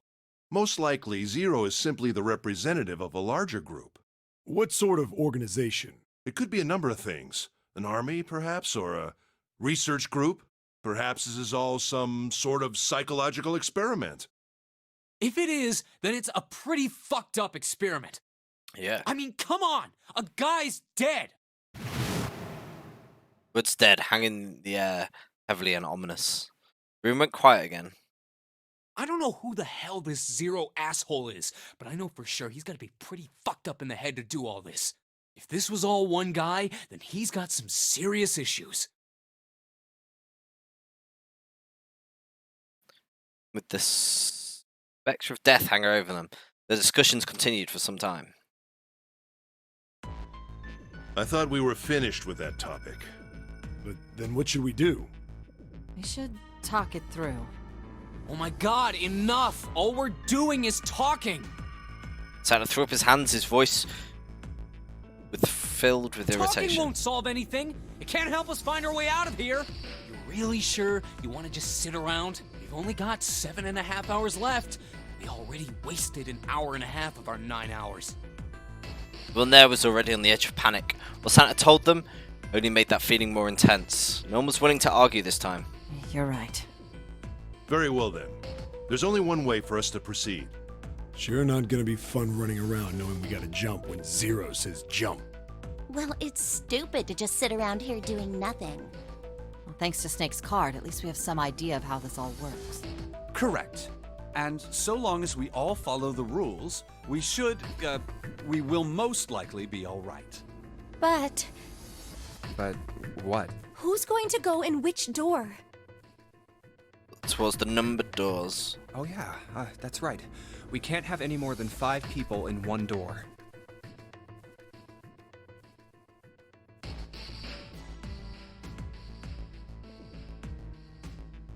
All 8 of us can't go in the same door. Then it would seem we will have to split up. Wait, Lotus looked I'm terrified. telling you now, there is no way in hell that I'm going into door 5. Come on now, don't be selfish. Call me whatever the hell you want. I'm not going in there. If I'm going to have to walk through all that blood, then I'd rather stay here. And we were doing so well. Shook his head sadly. Sorry, but I ain't going in there either. Someone else can go into door 5.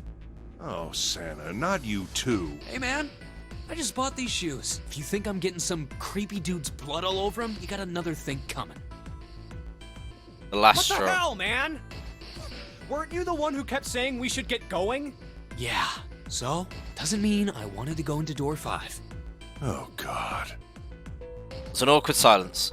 Finally, Seven spoke. Fine, I'll go into door 5. I can't go in there alone, though.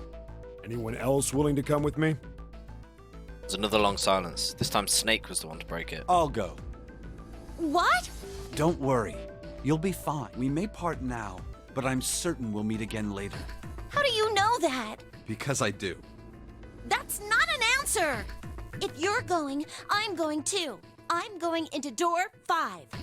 What am I going to do with you? There's nothing you have to do. Ace If I stepped join you, the problem is solved, correct?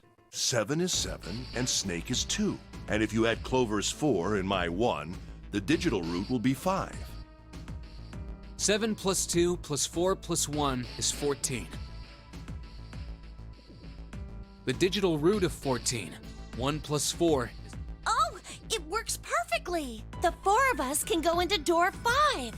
Wait, what about the other 4? What's their digital root gonna be? Quick mental calculation. Lotus, Santa, June, and me. Our bracelet numbers are 8, 3, 6, and 5. 8, 3, 6, 5. What would our digital root be? Ooh, maths. Oh dear. So 6 plus 5 is 11, 9, 21. 2 plus 1 is 3. 3. It'd be 3. That means there's no way we can pass through door 4. Wait. Hold on a second. Something's off. 8 plus 3 plus 6 plus 5 is 22. Oh, I got it wrong. So, the digital root of 22, 2 plus 2 equals... Awkward. Repeated what you just determined. It's 4. Add up our 4 bracelet numbers and the digital root is 4. Then we can go into door 4. Look it up, maths. Yeah. Huh. So the team assignments will be 7, Snake, Clover, and Ace. They would go through door 5. Lotus, Santa, June, and me will go through door 4. Are these really the teams I want? Beyond door 5 is what remains of the Ninth Man. I never want to see that thing again, but something's telling me that it'd be a good idea to examine the corpse, even just a little closer. Of course, if I went through door 5, I wouldn't be going with Lotus and Santa. I could bring June with me through door 5, but that means she'd have to see the body in there. I don't want to put her through that. Should I stay silent and go through door 4? Or should I stop them and insist on door 5? All right then. It seems we've reached a conclusion. Shall we go? And walk towards door 5. I'm going through door 5. Clover and Snake followed, with Seven a short distance behind. We're over there too, right, Snake? The door's not going anywhere. Slow down. Which door? I mean, why rock the boat at this point? But a door 4 would be I'll go fine. through door 4 with Lotus, Santa, and June. There's nothing to worry about. I just need to stay by her side. June, Akane It Kurisha. should be fine. It's no problem this way. I should see the other 4 off. I mean, no shows focusing, but Junpei saw something. Junpei saw her as something more than just a friend from his childhood. Looks like Ace and the others are going. Can't see. He watched the other 4 walk towards their door. Ace, Snake, Clover, and Seven. Junpei said nothing as they left.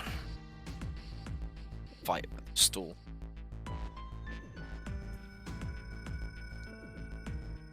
Full on, they'd reached door 5. They talked to one another for a few seconds, saying things Junpei couldn't hear, then laid their hands one by one on the scanner panel of the red. Now then. Ace grabbed the lever. His face tight with determination, he turned over his shoulder and to look at Junpei and his companions. Goodbye. Be careful. Careful.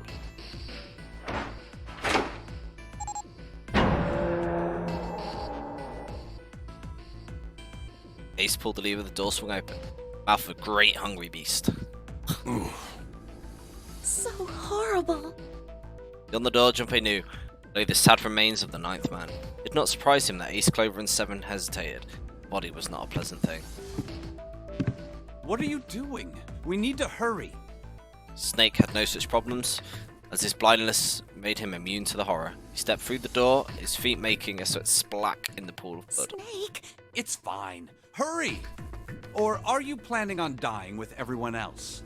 I assume you haven't forgotten the door only remains open for 9 seconds, have you? Sorry, Snake! Let's go! The 3 remaining steeled themselves and stepped through the door.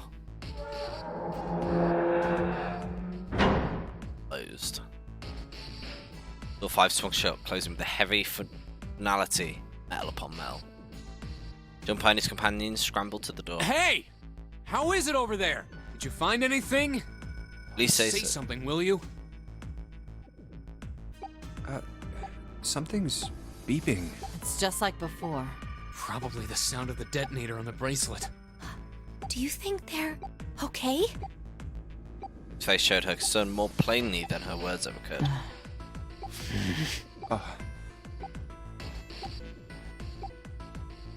Almost in response to their question, a voice rang out on the other side of the door. Seven. Hey, there it is! That's gotta be that dead thing! Come on, get over here! We gotta authenticate!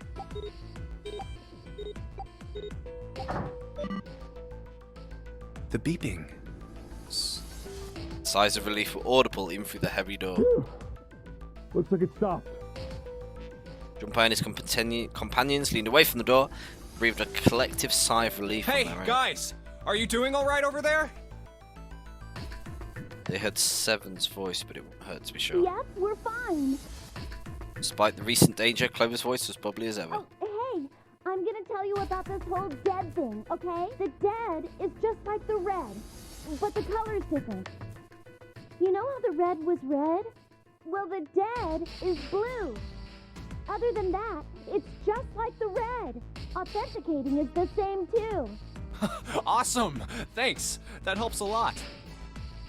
Well, We should probably move on now. You be careful out there. Roger that. On the others left door 5 and headed toward door 4.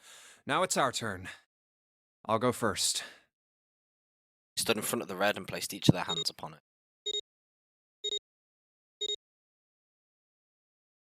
4 asterisks appeared on the screen. But he grabbed the lever and turned Okay, around. we ready? Yeah. Sure. Let's go. Them looked particularly optimistic, but their faces were set. I nodded to them, turned back towards the red. All right, let's go. Let's go. With strength and determination, he pulled the lever.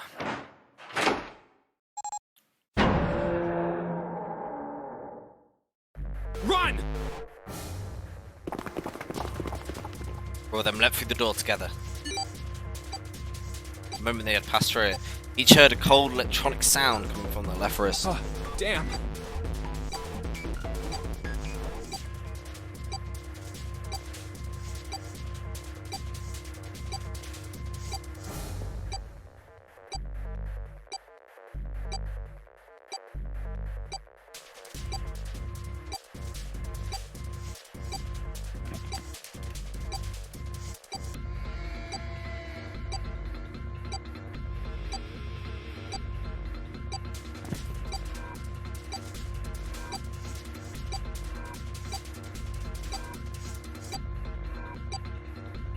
Slightly softer. Sorry, I got pain there.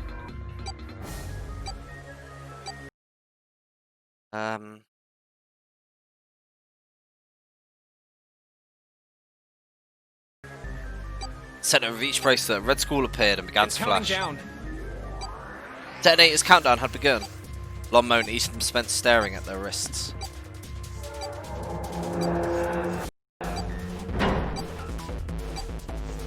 Number door behind them closed, the sound of metal on metal reverberating down the hallway. We can't go back! We need to hurry and find the device. Hey! Where the hell How would I know? Don't give me that crap! Start looking! I already am. They began to run, eyes looking frantically for the device, the key to their salvation.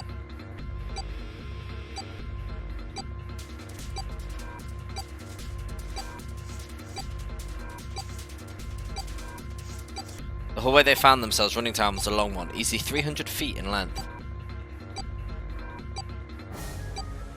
On the right side of it stood a series of wooden doors, all nearly identical. If they'd taken time to think, they would have likely discerned that the doors lead to cabins. Don't tell me the dead is in one of those rooms. Oh no! How many rooms do you think there are? But I was too frightened to count properly. Best guess there were 7 or 8. Ah, fuck! We don't have time to count. Bro ran to the We nearest just door. need to open them all. He grabbed the knob and shook it hard. It won't open. It felt locked, more like someone had hammered an iron plate outside the door.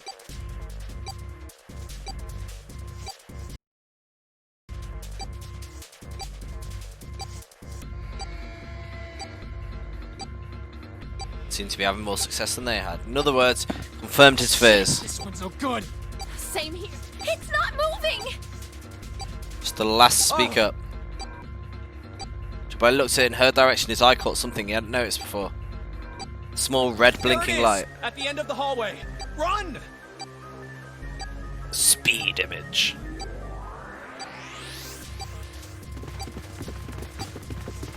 Hey, how many more seconds do we have? How would I know? Our time limit is 81 seconds! I know that, goddammit! I'm asking you how many seconds we have left! In all likelihood, Jumpy figured nearly a minute had already passed since the door closed behind him. If that was true. Urgency foremost in all their minds, they arrived at the end of the hallway. Dead sat on the left wall, blinking almost tauntingly Hurry! at them. It's the dead! Get over here! He grabbed hold of the machine, his hands slick with sweat and shaking. He slammed his hand against the scanner Come panel. on, everyone! The other 3 quickly followed suit.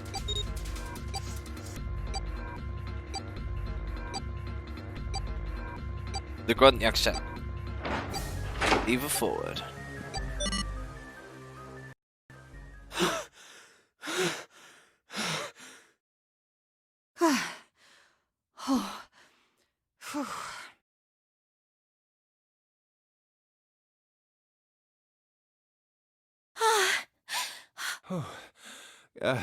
Looks like it stopped.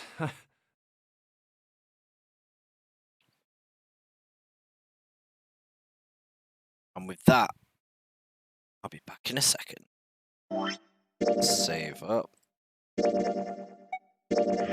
5 minutes, I'm gonna nip to it, and then we'll carry on.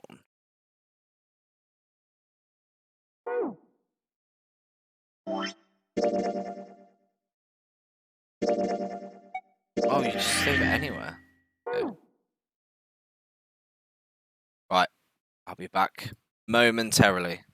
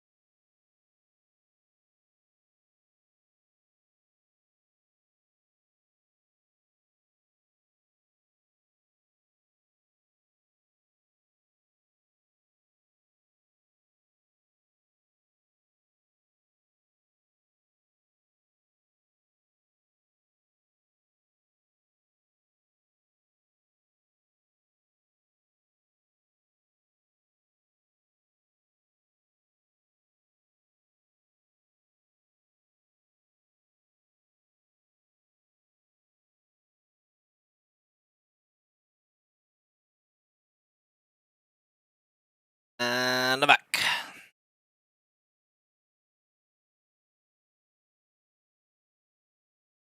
So we've just gone through door number 4, and we've just managed to put our bracelets out so we didn't explode. Horrible thing, bomb inside, right? There's another door at the end of the hallway. See a heavy-looking set of double doors, set into the walls of the hallway on either side of the larger door. 2 smaller ones. Let's try this one first. And of course it won't open. How many times have you come across similar doors for similar results, you wondered? Perhaps he corrected himself, more lack of results. Whatever the reason, the door remained firm and unyielding, refused to allow Junpei or anyone else passage. A keyhole.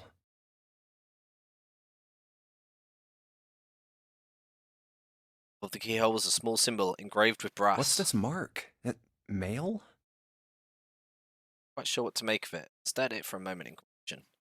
It was June that corrected him. No, not exactly.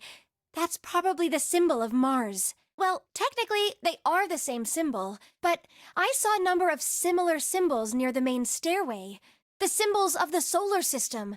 Oh, that's right. The Sun, Saturn, and Earth. At least that's what I'm assuming. So this isn't the man symbol.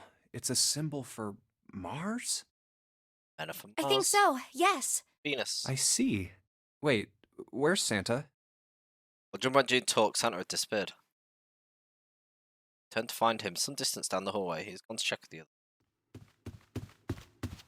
Eventually he reached the last of them and jogged back. Only a moment to catch his breath again. Yeah, so, I looked the place over. Here's the deal. None of the other doors open. Then that must mean... We only have 2 more doors. Let's examine the doors on either side of the larger double door. Each one had a metal plate attached to it. maybe it's the room number.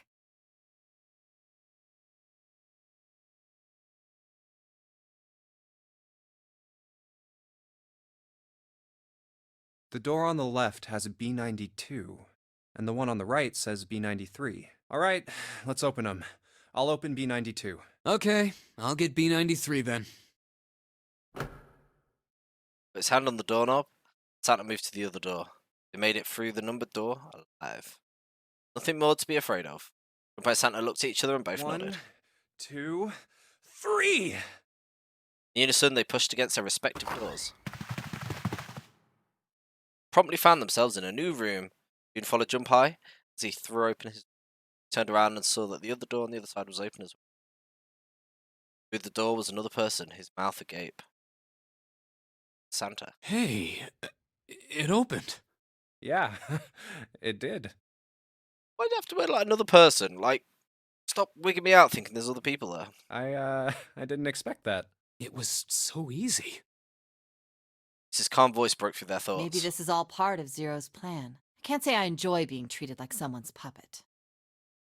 She headed for Dream Night 3, Lotus continued. Well, now we have these 2 rooms.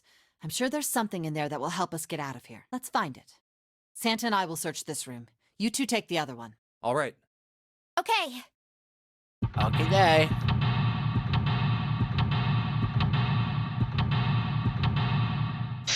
That's a lot of things.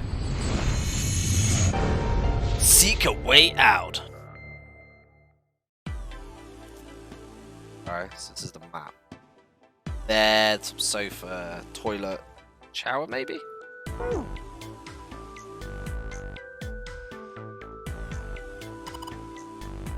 Hey, where are you going? I'm thinking of going over to Lotus's room. Maybe you should look around here a little bit more. There's a lot for me to do by myself. Base looks expensive. How much would we get for it? You gonna steal it?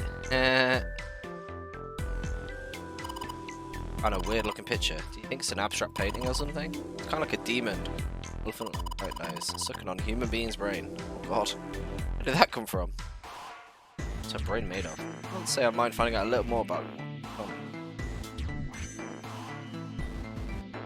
Picture.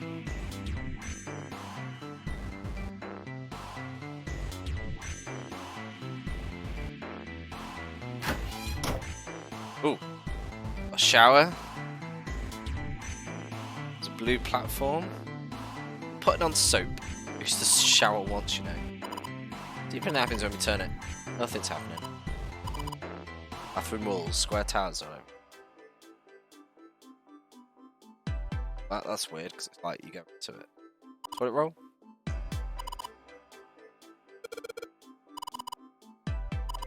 Tank's empty, no water. Shower curtains.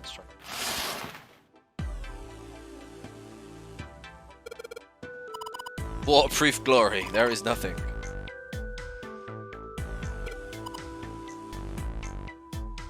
You're getting into... Well, now is not the time. Back to the living room. Okay, what we got? We got this thing, what's that? Time to be relaxing. Ah, something there, stop. Display cases, nothing being displayed. Drawers are empty as well. Matches.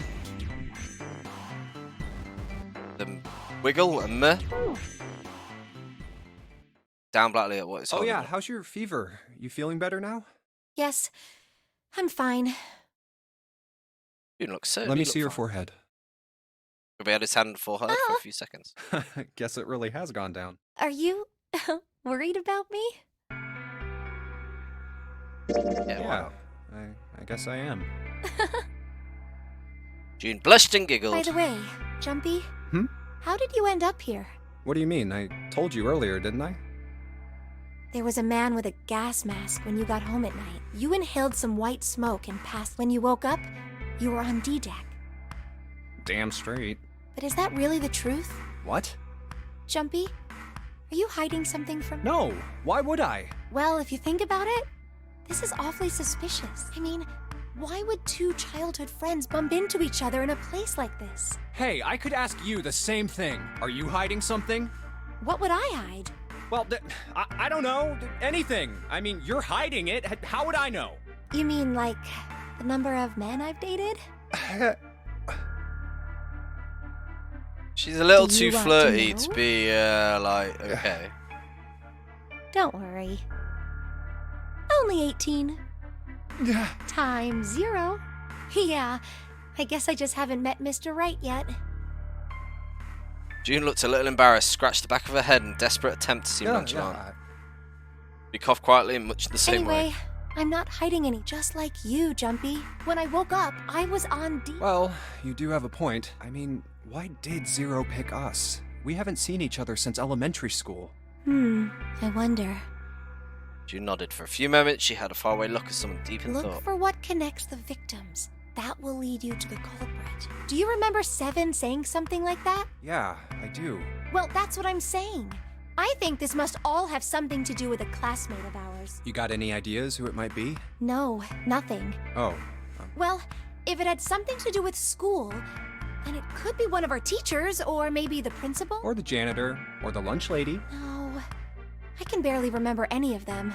Yeah, I know. Went back to searching, feeling unpleasant and confused at elementary school.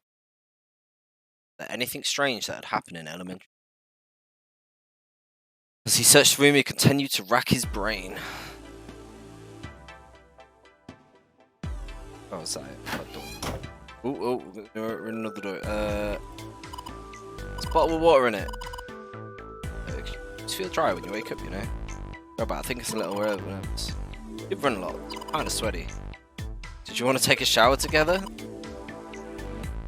My brain's already working out the picture. How? You're literally in a life-death situation and you're inappropriate. Map?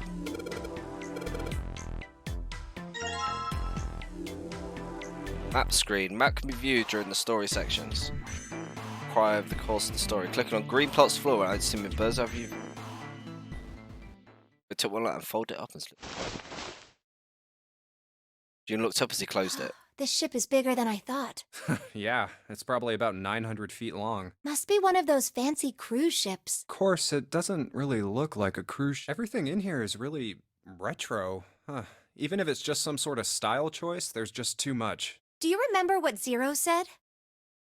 On April 14, 1912, The famous ocean liner Titanic crashed into Earth moon. After remaining afloat for 2 hours and 40 minutes, it sank beneath the waters of the North Atlantic. Do you think maybe this boat and the Titanic have something to do with each other? That's a good point. I doubt he would have mentioned This it. looked if there very wasn't a Titanic-y, reason. doesn't it? Somebody took a moment to look around the room. Do you think this boat is a replica of the Titanic? A replica? Yeah, you know, like a copy of the actual boat. Who on earth would make something like that? Fans, crazy Did it Titanic a couple fans. of times, haven't they? There's literally one. I remember there was one literally based on the Titanic. No way. Do you even know how much money that There's a would new take? one as well. No idea. But all they've got to do is break even, you know? Break even? Yeah, they could use it as a cruise ship. Climb aboard a piece of history, sail around the world in the resurrected Titanic. Hell, with marketing like that, they'd probably have more customers than they'd know what to do with. Do you really think people would want to ride on a ship with such an ominous past? It's the site of the worst accident in history. Over 1,500 people died. I wouldn't be surprised if you'd get cursed just for going. A curse, huh? Jumpy, do you believe in that sort of thing? You know, curses and... Yeah, well, I guess so. To Jar a up. certain extent. Scratched his What temple. about you? No, I guess that's kind of a dumb question. Yes, I do believe in curses. In fact, I think it was a curse that sunk the Titanic. What? A curse sank the Titanic. The curse of the Egyptian mummy. I couldn't understand how June had maintained a straight face to say that. Supposedly, the Titanic carried the mummy of the priestess Amun-Ra, which was stolen from a pyramid. And they say that the mummy had a history. Everyone involved with it died mysterious deaths. Come on, I'm sure you've heard of it before. Those who open the coffin will be forever cursed. Haven't you ever heard that one? So you're saying the Titanic sunk because of that curse? That's right! June's eyed a little with excitement, like a child with a new That toy. mummy, the priestess, supposedly, she was special. What do you mean? Well, supposedly, she was really pretty.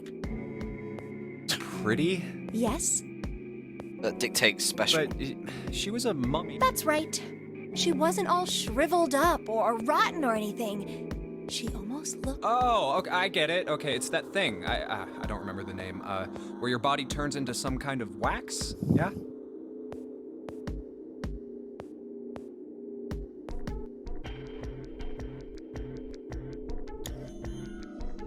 The fat in it turns into something kind of like candle wax, right? And...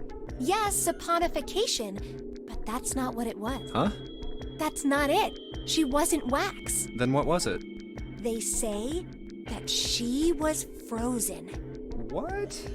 Frozen? That's right. The whole body was frozen solid. You know how a human body is more than 60% water? Kind of just interested.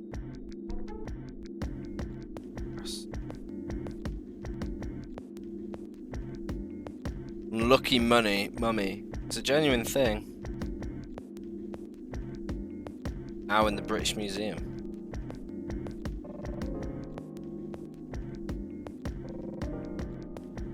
Got a reputation to bring misfortune.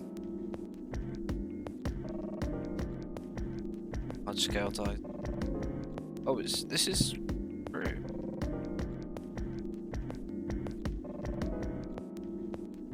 Journalist. One who's just been doomed to death. It's in research into the history. Died 3 years later at 36.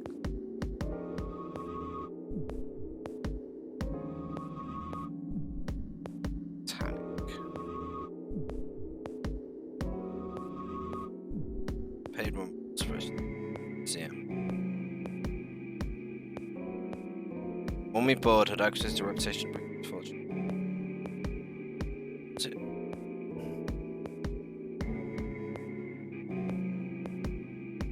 Is it said to sank the Titanic on it?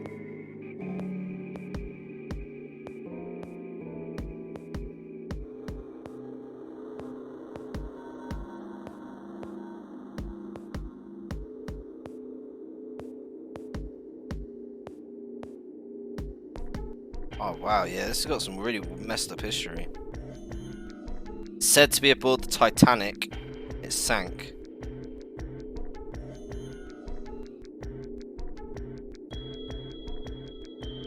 Spirit of the mummies destroyed people's houses.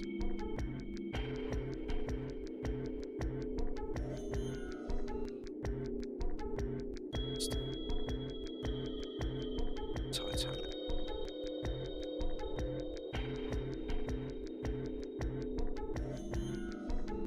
Oh, it wasn't on it. It's like connected to it somehow. Might have a little bit more research into that at some point. Do you know human body is more than 60% water? All of that water was frozen. The story says that from the time of its discovery all the way through to when it got put on the Titanic, even though it was carried through the desert, her body never melted. That's crazy. I think so too, but maybe it's true and we just didn't know about it before. I didn't know? Yep. Maybe it's common sense to eat shaved ice in the desert because it lasts forever. Huh? Nah, that seems too silly to be true. But maybe it isn't. It just appears that way because you didn't know it was true. Well, yeah. Got a good point. Maybe they talked a little more, then went back to their investigation. But even as they did, his mind went back to what she told Ice him. that doesn't melt, even in the desert? Does something like that really exist? No, even if it did, it wouldn't really be ice anymore, would it?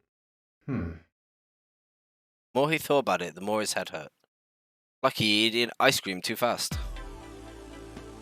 Okay, right, back here, some map. Big map. Map.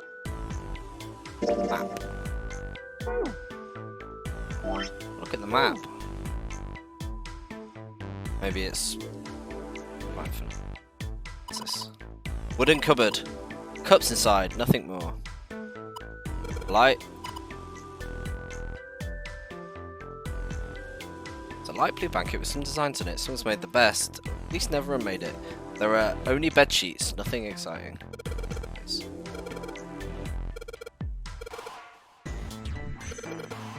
You're alright. She getting dirty thoughts in bed.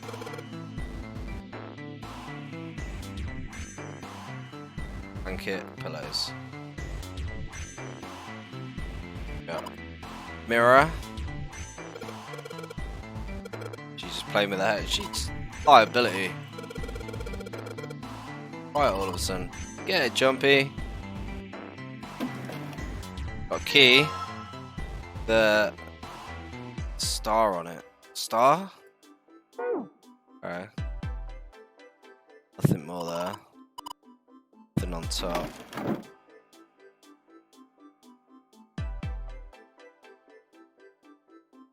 Under the bed? Under the bed.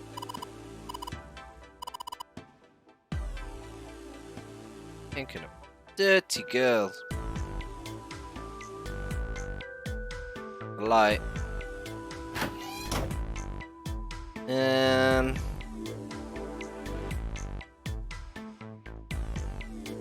That? Something about a light, I saw that.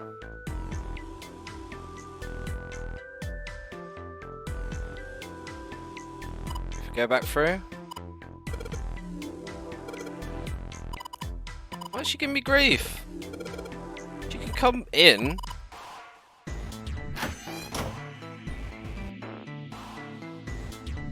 Tile.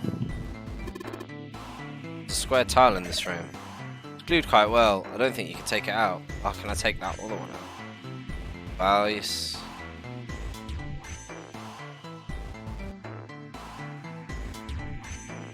Oh, it's telling me about the room. Let's do the same thing. There's a mushroom growing out of the wall. What? So, it's a shower knob, no water, patterns. No shower curtain.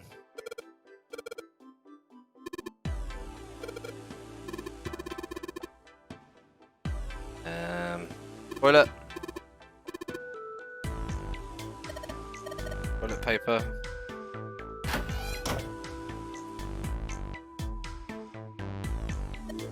Candle. Can I combine that with matchsticks? It's a lit candle. Table, sofas.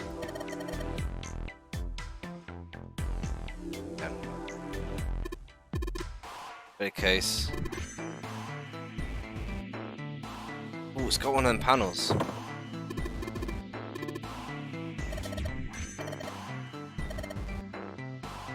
Tempered glass. Key though, Anna. Okay. Tile.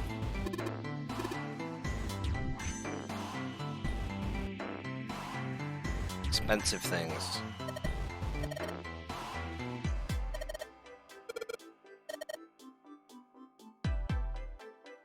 Oh, okay. Even without thinking, I've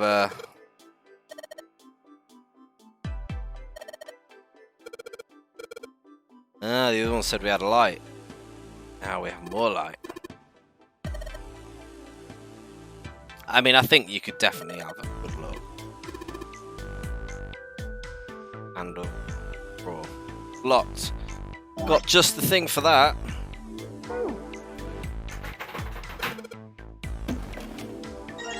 Got another panel. Nothing on it.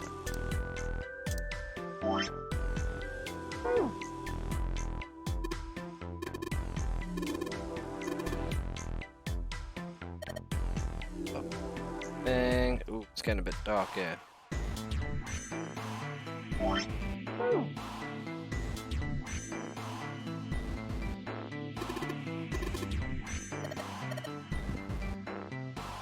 Bottle full of water.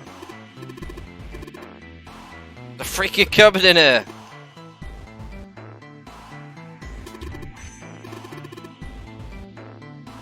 Strange guy. Ooh, shower curtain. Pillows. Pile of pillows. Jokes aren't that funny.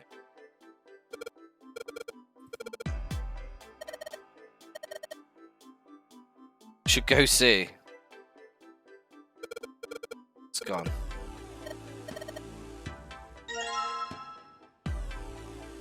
Candlestick key. What needed open it? Oh, the thing in there. Give me that. Give me that sweet, sweet loot. Want that. That. Hey, Junpei, you got a minute?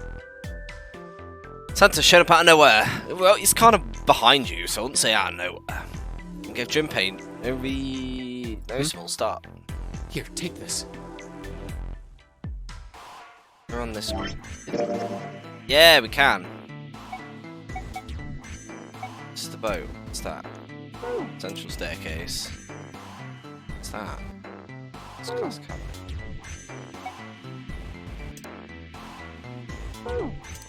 Oh, right. Oh, these places we've not been to. Why are you letting me look at this? Casino. Got a kitchen coming up. Is that where they've gone then? First class cabin. Swanky. Kind of pulled out A bookmark?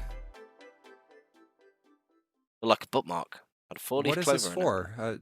Do you want me to read a book? I found it in between some of the cushions on the sofa. Pretty sure it ain't gonna be any help to us, but I figured we might as well hang on to it anyway. In between some Then why don't cushions. you hold on to it? And it came with a wary smile. You know what I hate most in the world? I got 4 things. Hope, faith, love, and luck. Blech. Hope, faith, love, and luck? Damn straight. Positive thinking here is disgraceful. And you hate these things? Yeah, you got a problem with that? Not really, but We tried to figure out how to best phrase what you what want does to a say. bookmark have to do with any of that? And I scratched the back of his ear and looked awkward. Well, see, each leaf on the 4-leaf clover has a meaning to it, okay? And that meaning is pretty much those 4 words. It's like flower language. Flower. Well, I guess it's not a flower, is it? So, leaf language, I guess? Yeah, you could call them leaf words. Leaf words. Junpei looked at the bookmark. Hope, faith, love, and luck. The meaning of the leaves on a 4-leaf clover. So, yeah, I want you to take it, okay? Oh, Just didn't touching it gives me the creeps. Take the damn thing, alright? really has a hatred of hope. I mean, I don't blame him, but Here. what do I want to do? I'll take it. Why not? Alright, sure. I'll take it. Shoved the thing into his pocket and gave Santa a last confused look. Oh, man, I feel a lot better now. That thing was a real pain, you know? Do you really hate those 4 words that much? Yeah, well, they can all betray you, you know? Hope, faith, love, even your destiny. What happened to Santa, Junpei wondered. How had he become so much of a bitter person? For a moment, they looked at each other. Well, that's not my only reason. What? That's not the only reason I hate the 4-leaf clover. I just can't bring myself to like the number 4. What, worried about the 4 horsemen? Nah, come on, man. That's just silly. Maybe back in the Dark Ages, that kind of crap scared people. But this is the 21st century, and I'm a 21st century guy. I'm a 21st century I'm a guy. little insulted. Then why do you hate 4 so much? 'Cause it's a half-ass number. Not the best or the worst. That's why. What? 9 is a way better number. So what if it's last place, right? At least it's not some lame-ass middle number. What are you... Santa's explanation made no sense. Junpei was even more confused. You play? Play? Yes, he's obviously talking about the You stock mean, market. like, gambling? Yeah, of course. What else would I mean? Stock market, apparently. In Baccarat, the best possible hand totals 9. They call it Le Grand. But the lowest, most worthless cards, zeros. Just gonna They call Google monkey. Baccarat.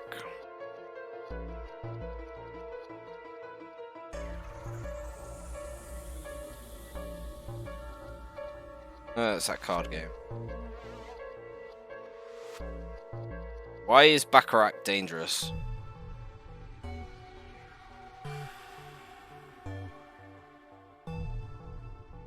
Apparently it's dangerous casinos at games. Just like the guy in charge of random. this game, huh?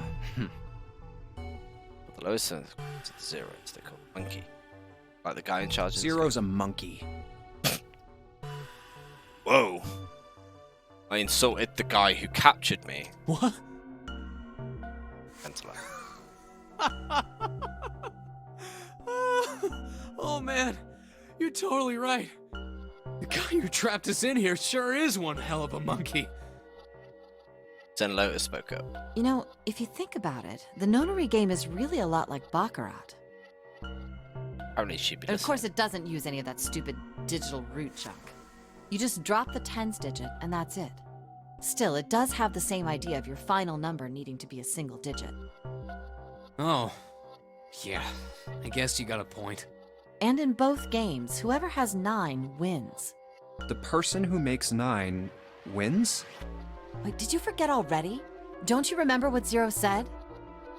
It is hidden, but an exit can be found. Seek a way out.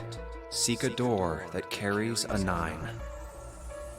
So, if we want to get off this boat, we have to make a team whose numbers have the digital root of 9. And only the people in that team are going to make it out alive. Of course. That's why it's called the Nonary game. What? Huh? You don't know? Nonary means something derived from 9, or base 9. It's derived from the Latin prefix nona, which means 9. While we're at it, the prefix for 1 is uni. You know, like the unicorn, the horse with 1 horn. 2 is bi, like binary. Binary means composed of 2 parts. 3 is tri. I'm sure you've heard that one plenty. Like trio, triple, and triangle. You get the idea. After that, you have quart, quinti, sext, septum, and so on. And of course, the prefix for 8 is octo, like octopus. I'll say and so on. Why don't you just finish the thought? It was only one off. It's called that because it has 8 legs. Get it? I see. So then Nona means 9. Otis So, nodded. how many of us are trapped on this ship? That'd be 9. And what are the bracelet numbers we have? They go from 1 to 9. And our time limit? How many hours did we have? 0 said 9 hours. It's the name of the game. And finally, to get out of this ship, We need to find the door with a 9 that's hidden somewhere in the ship. By making a team with the digital root of 9. Otis nodded and there again. you have it. The number 9 is everywhere in this game. He's got a real theme of 9s for this whole thing. No wonder it's called the Nonary game.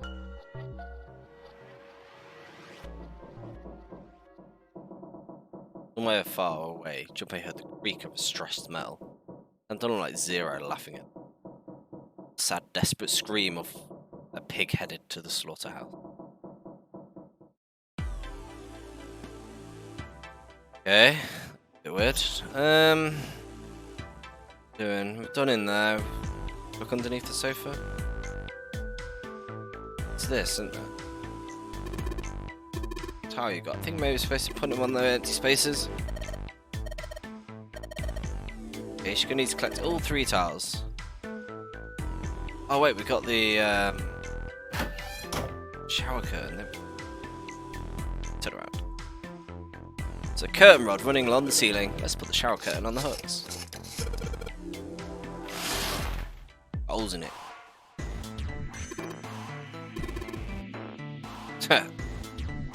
Really obvious peephole. Someone's really dedicated. But with a hole this big, you gotta wonder if maybe they want it to be caught. You're saying maybe the one getting spied on was into that shit? Maybe they were into, like, those home invasion fantasies. Home invasion? Interesting. I see. You two are really real idiots, you know that?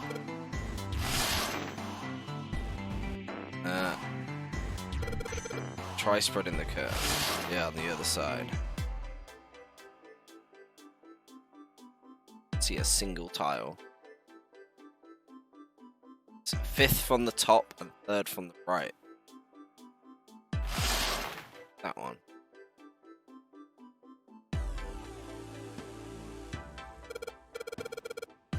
Well, that means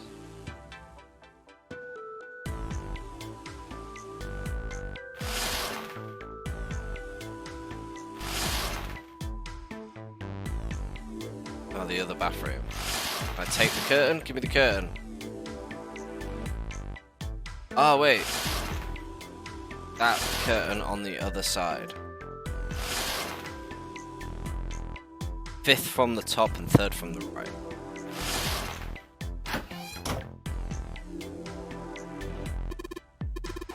Going back already? Well, I can't just leave June there by herself. What do you think? You're gonna knight her? You're her knight or a protector or something? You're creeping me out, man. Whatever, man. I'm going. We're here. To the door. 1, 2, 3. It's that one, yeah. I think I can get this under my nails. Aha! Cheeky little one hidden away.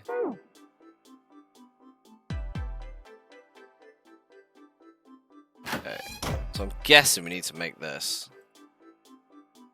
So big blob. Yeah, that's that one. That'll be at the bottom.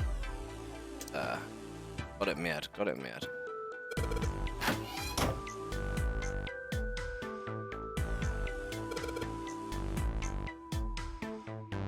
Oh man, so that one goes there. I remember that. That bit of a flute.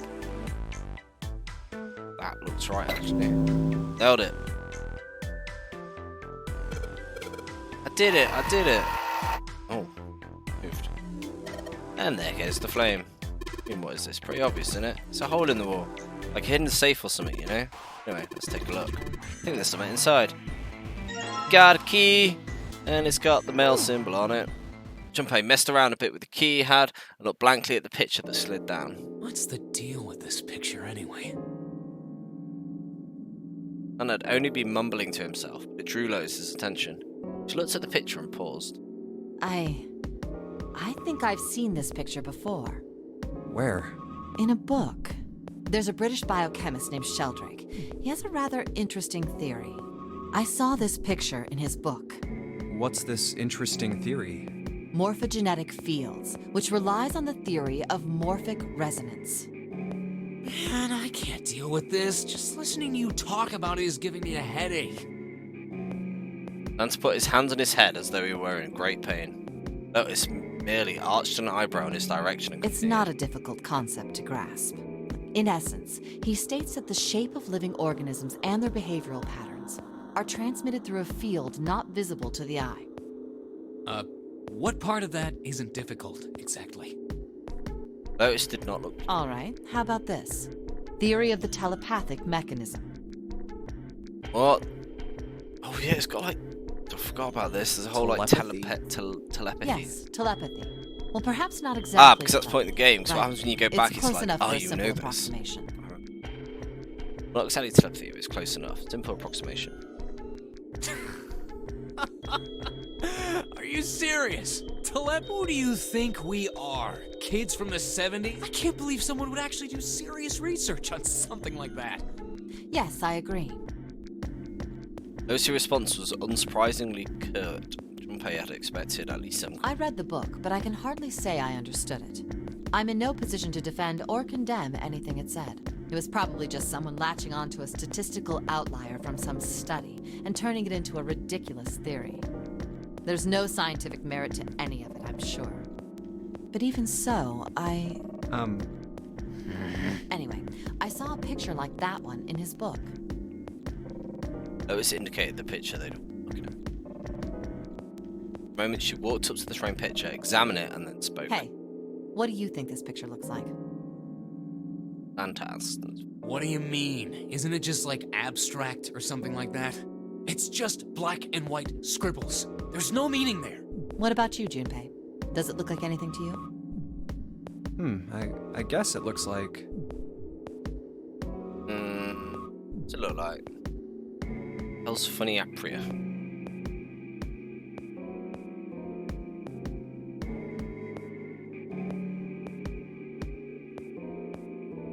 Right.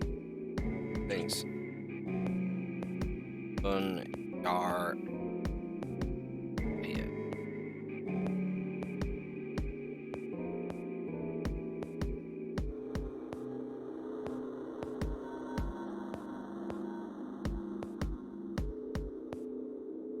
Something to do with the story. So man's face. I won't quite saw that. Definitely not a butterfly. A koi. Dog.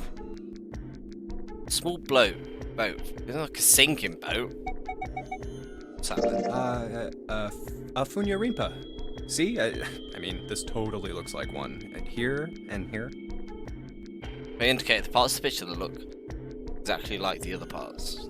After 3 seconds of silence, Lotus looked at the page. What the hell is a Funyarimpa? This is what I want to know. What do you mean? What the hell is a Funyarimpa? You mean you don't know? How the hell would I know? How could you not know? That's practically blasphemous. Oh, say you're sorry. Apologize to the Funyarimpa. Goodness, you are such a rude woman. I think he's talking out of his ass, you know. The 3 seconds of awkward silence went by. Lotus opened her mouth and she shook. Junpei, are you just screwing around? Forget it. I'm just gonna tell you. This is a dog. Of course. See? Like this.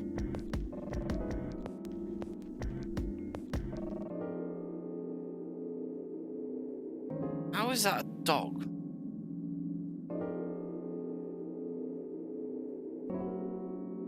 What? Oh.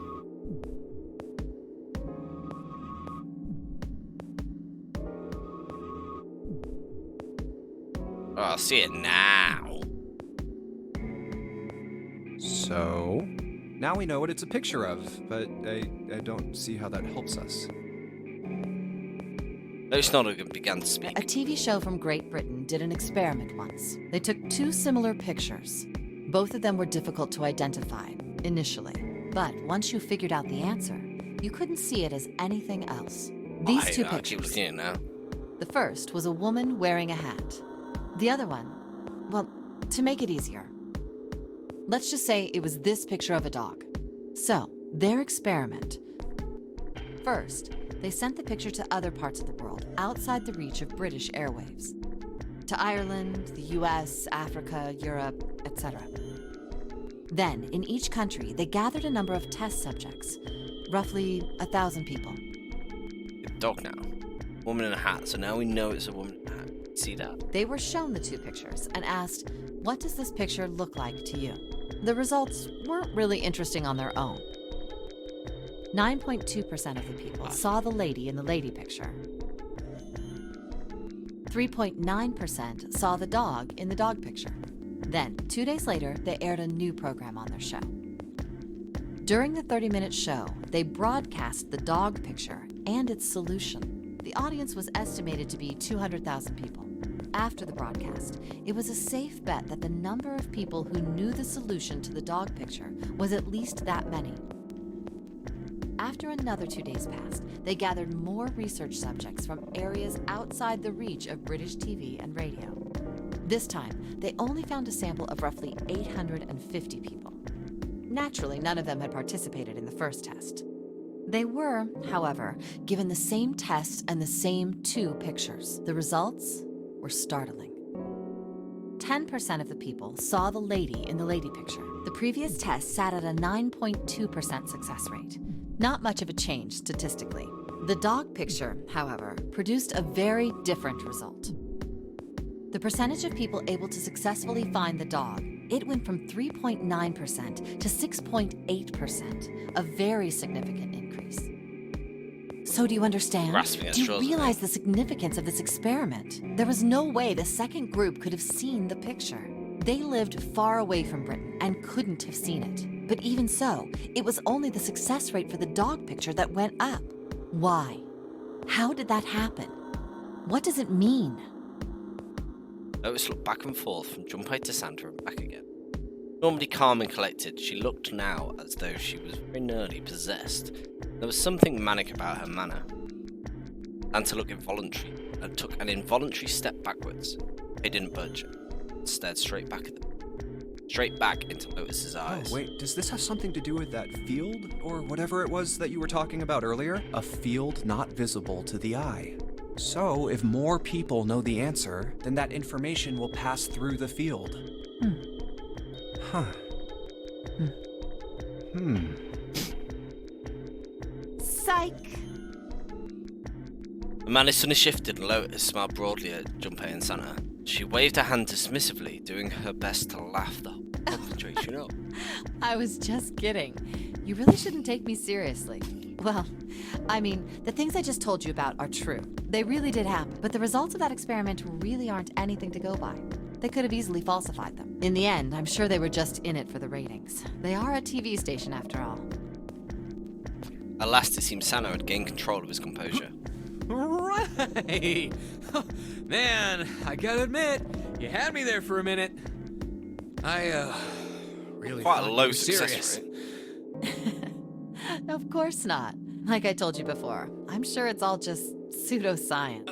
Oh, okay, right. Santa and Lotus laughed, gave each other a jovial clap on the shoulder.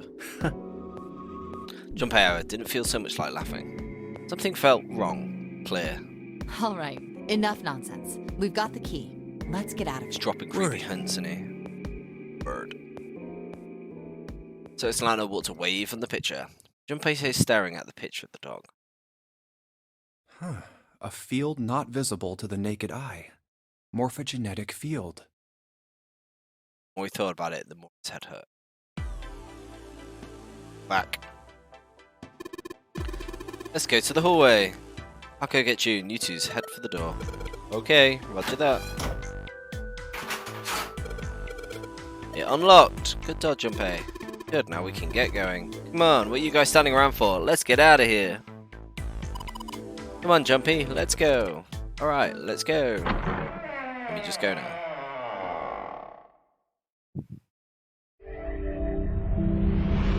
You found it.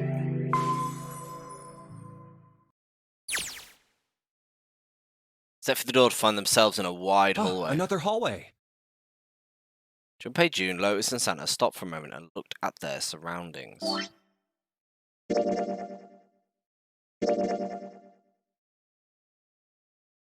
With that, I think we'll call it for today. I'm going to do some more tomorrow. Carry on. Hope you enjoyed it. Let me know if you are or you aren't. I'm enjoying this. I love this game so much. It's been so long. It's cool remembering the weird little backstory parts, and I hope you guys watching will enjoy as they come to light as well. Yeah. Be around the same time tomorrow. Hope to see you all there. Thank you very much. Just gonna save it again. Do not save. What's going on? Save. Save. Back to the title screen. Dreams. Just gonna do this while I'm remembering. Just snuggle that down.